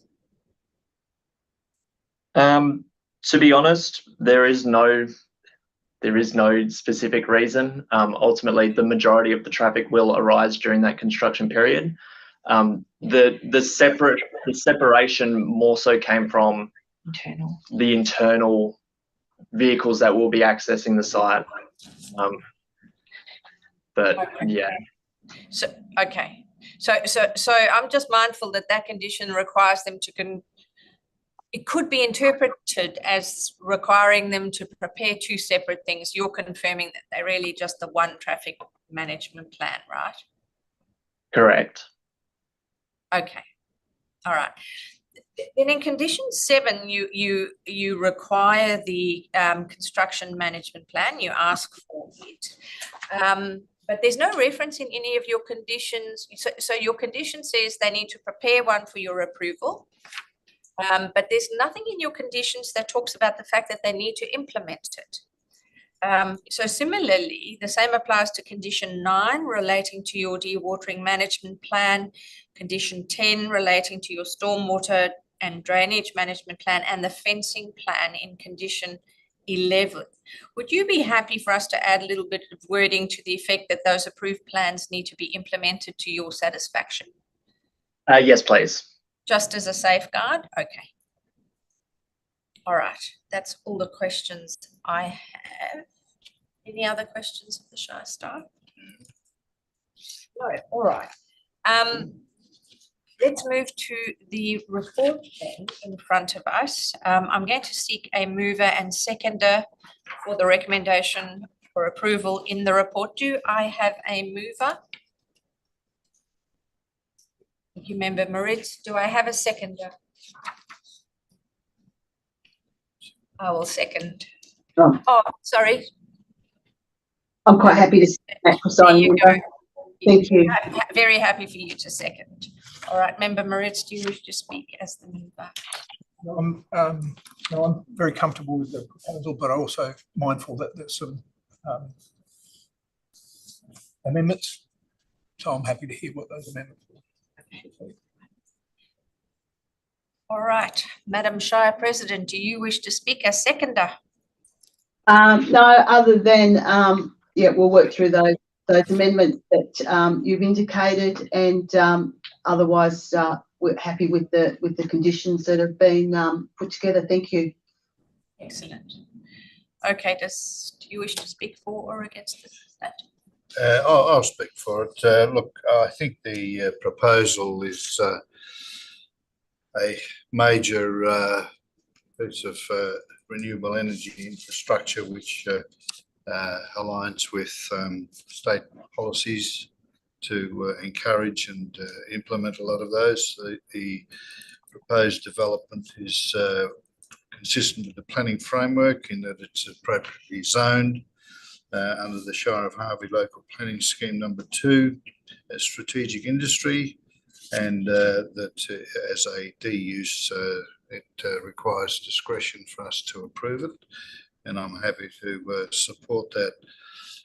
The use is compliant against the objectives of the scheme provisions. It's a use that's compatible with the objective of the Kemerton strategic industrial area, as it's within the buffer of the Kemerton industrial area. And in that buffer there, it encourages low intensity uses that don't introduce sensitive uses to compete against the industrial area itself. The application was submitted with a suite of technical reports covering bushfire management, environmental assessment, transport impact, Aboriginal cultural heritage, geotechnical issues, and the visual impact assessment. There were a few matters of concern regarding loss of native vegetation, but they've been appropriately assessed, managed, and gone through the regulatory authorities at state and Commonwealth level, and therefore it has received clearance for that. In terms of traffic access and generation, it's a fairly low impact use. Mainly during construction, there's going to be a increase in traffic in the locality, and that will be appropriately captured and managed through the construction management plan and the traffic impact statement that was said. Conditions have been imposed that reinforce the obligations of the proponents to implement recommendations made in their submitted technical reports, and during construction and during the life of the project, they're going to have to adhere to the requirements of regulatory authorities, including the Shire, and therefore I'm supporting the application. Thank you. Councillor Bromham, did you wish to speak for or against the motion?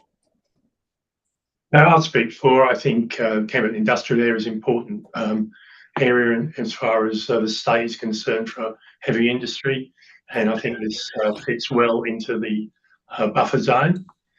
And the traffic, as I mentioned before, will be managed well from the implementation of the plans already provided. Thank you. Thank you. I will briefly speak in support of the recommendation for approval. Before I talk to the substantive, though, I'd like to move a few amendments to the conditions. The first amendment, I'd like to move an en bloc amendment to conditions 7, 9, 10 and 11 to include the following wording at the end of these conditions. Once approved, the plan shall be implemented to the satisfaction of the Shire of Harvey. Do I have a seconder for that amendment? Yes. Thank you, Member Coltas. Look, the reason, although it might be implied through application of the conditions, the current wording of the conditions requires preparation of the plans and approval of the plans by the Shire only. The additional wording is a safeguard to ensure that the approved plans are then implemented to the Shire's satisfaction. Do you wish to speak? No. Does any other member wish to speak for or against that amendment? No, let's put that amendment to the vote. All those in favour? Carried unanimously. I'd then like to delete condition 3A, which requires retention of native vegetation in the identified local natural area for protection and conservation. Do I have a seconder for that amendment? Thank you, Member Coltas. Look, the reason is most of the native vegetation mapped as an LNA within the site will be retained. Only limited clearing required to facilitate the development. The retained vegetation will be protected and improved. There is limited clearing proposed, and it is of significantly degraded vegetation. Given the clearing's already been assessed and approved through the relevant state pathway, and the Commonwealth has determined it's not a controlled action, it really is very difficult to enforce retention of that vegetation, in my view. So I agree with the applicant that that should be deleted. Do you wish to speak a seconder? No, just to reinforce that. Does any other member wish to speak for or against that amendment? No. Let's put that amendment to the vote. All those in favour? Carried unanimously. And then I'd like to amend the wording of condition 8 as suggested by the applicant. And I'm going to ask the Shire officers to add the last paragraph. And the reason is to be more specific about the actions and outcome required. I will, for the record, read the amended wording suggested by the applicant. Prior to the commencement of any works associated with demolition and or removal of the ruins of the 2 heritage cottages, the proponent shall submit to the Shire of Harvey an archaeological due diligence report prepared by a suitably qualified person.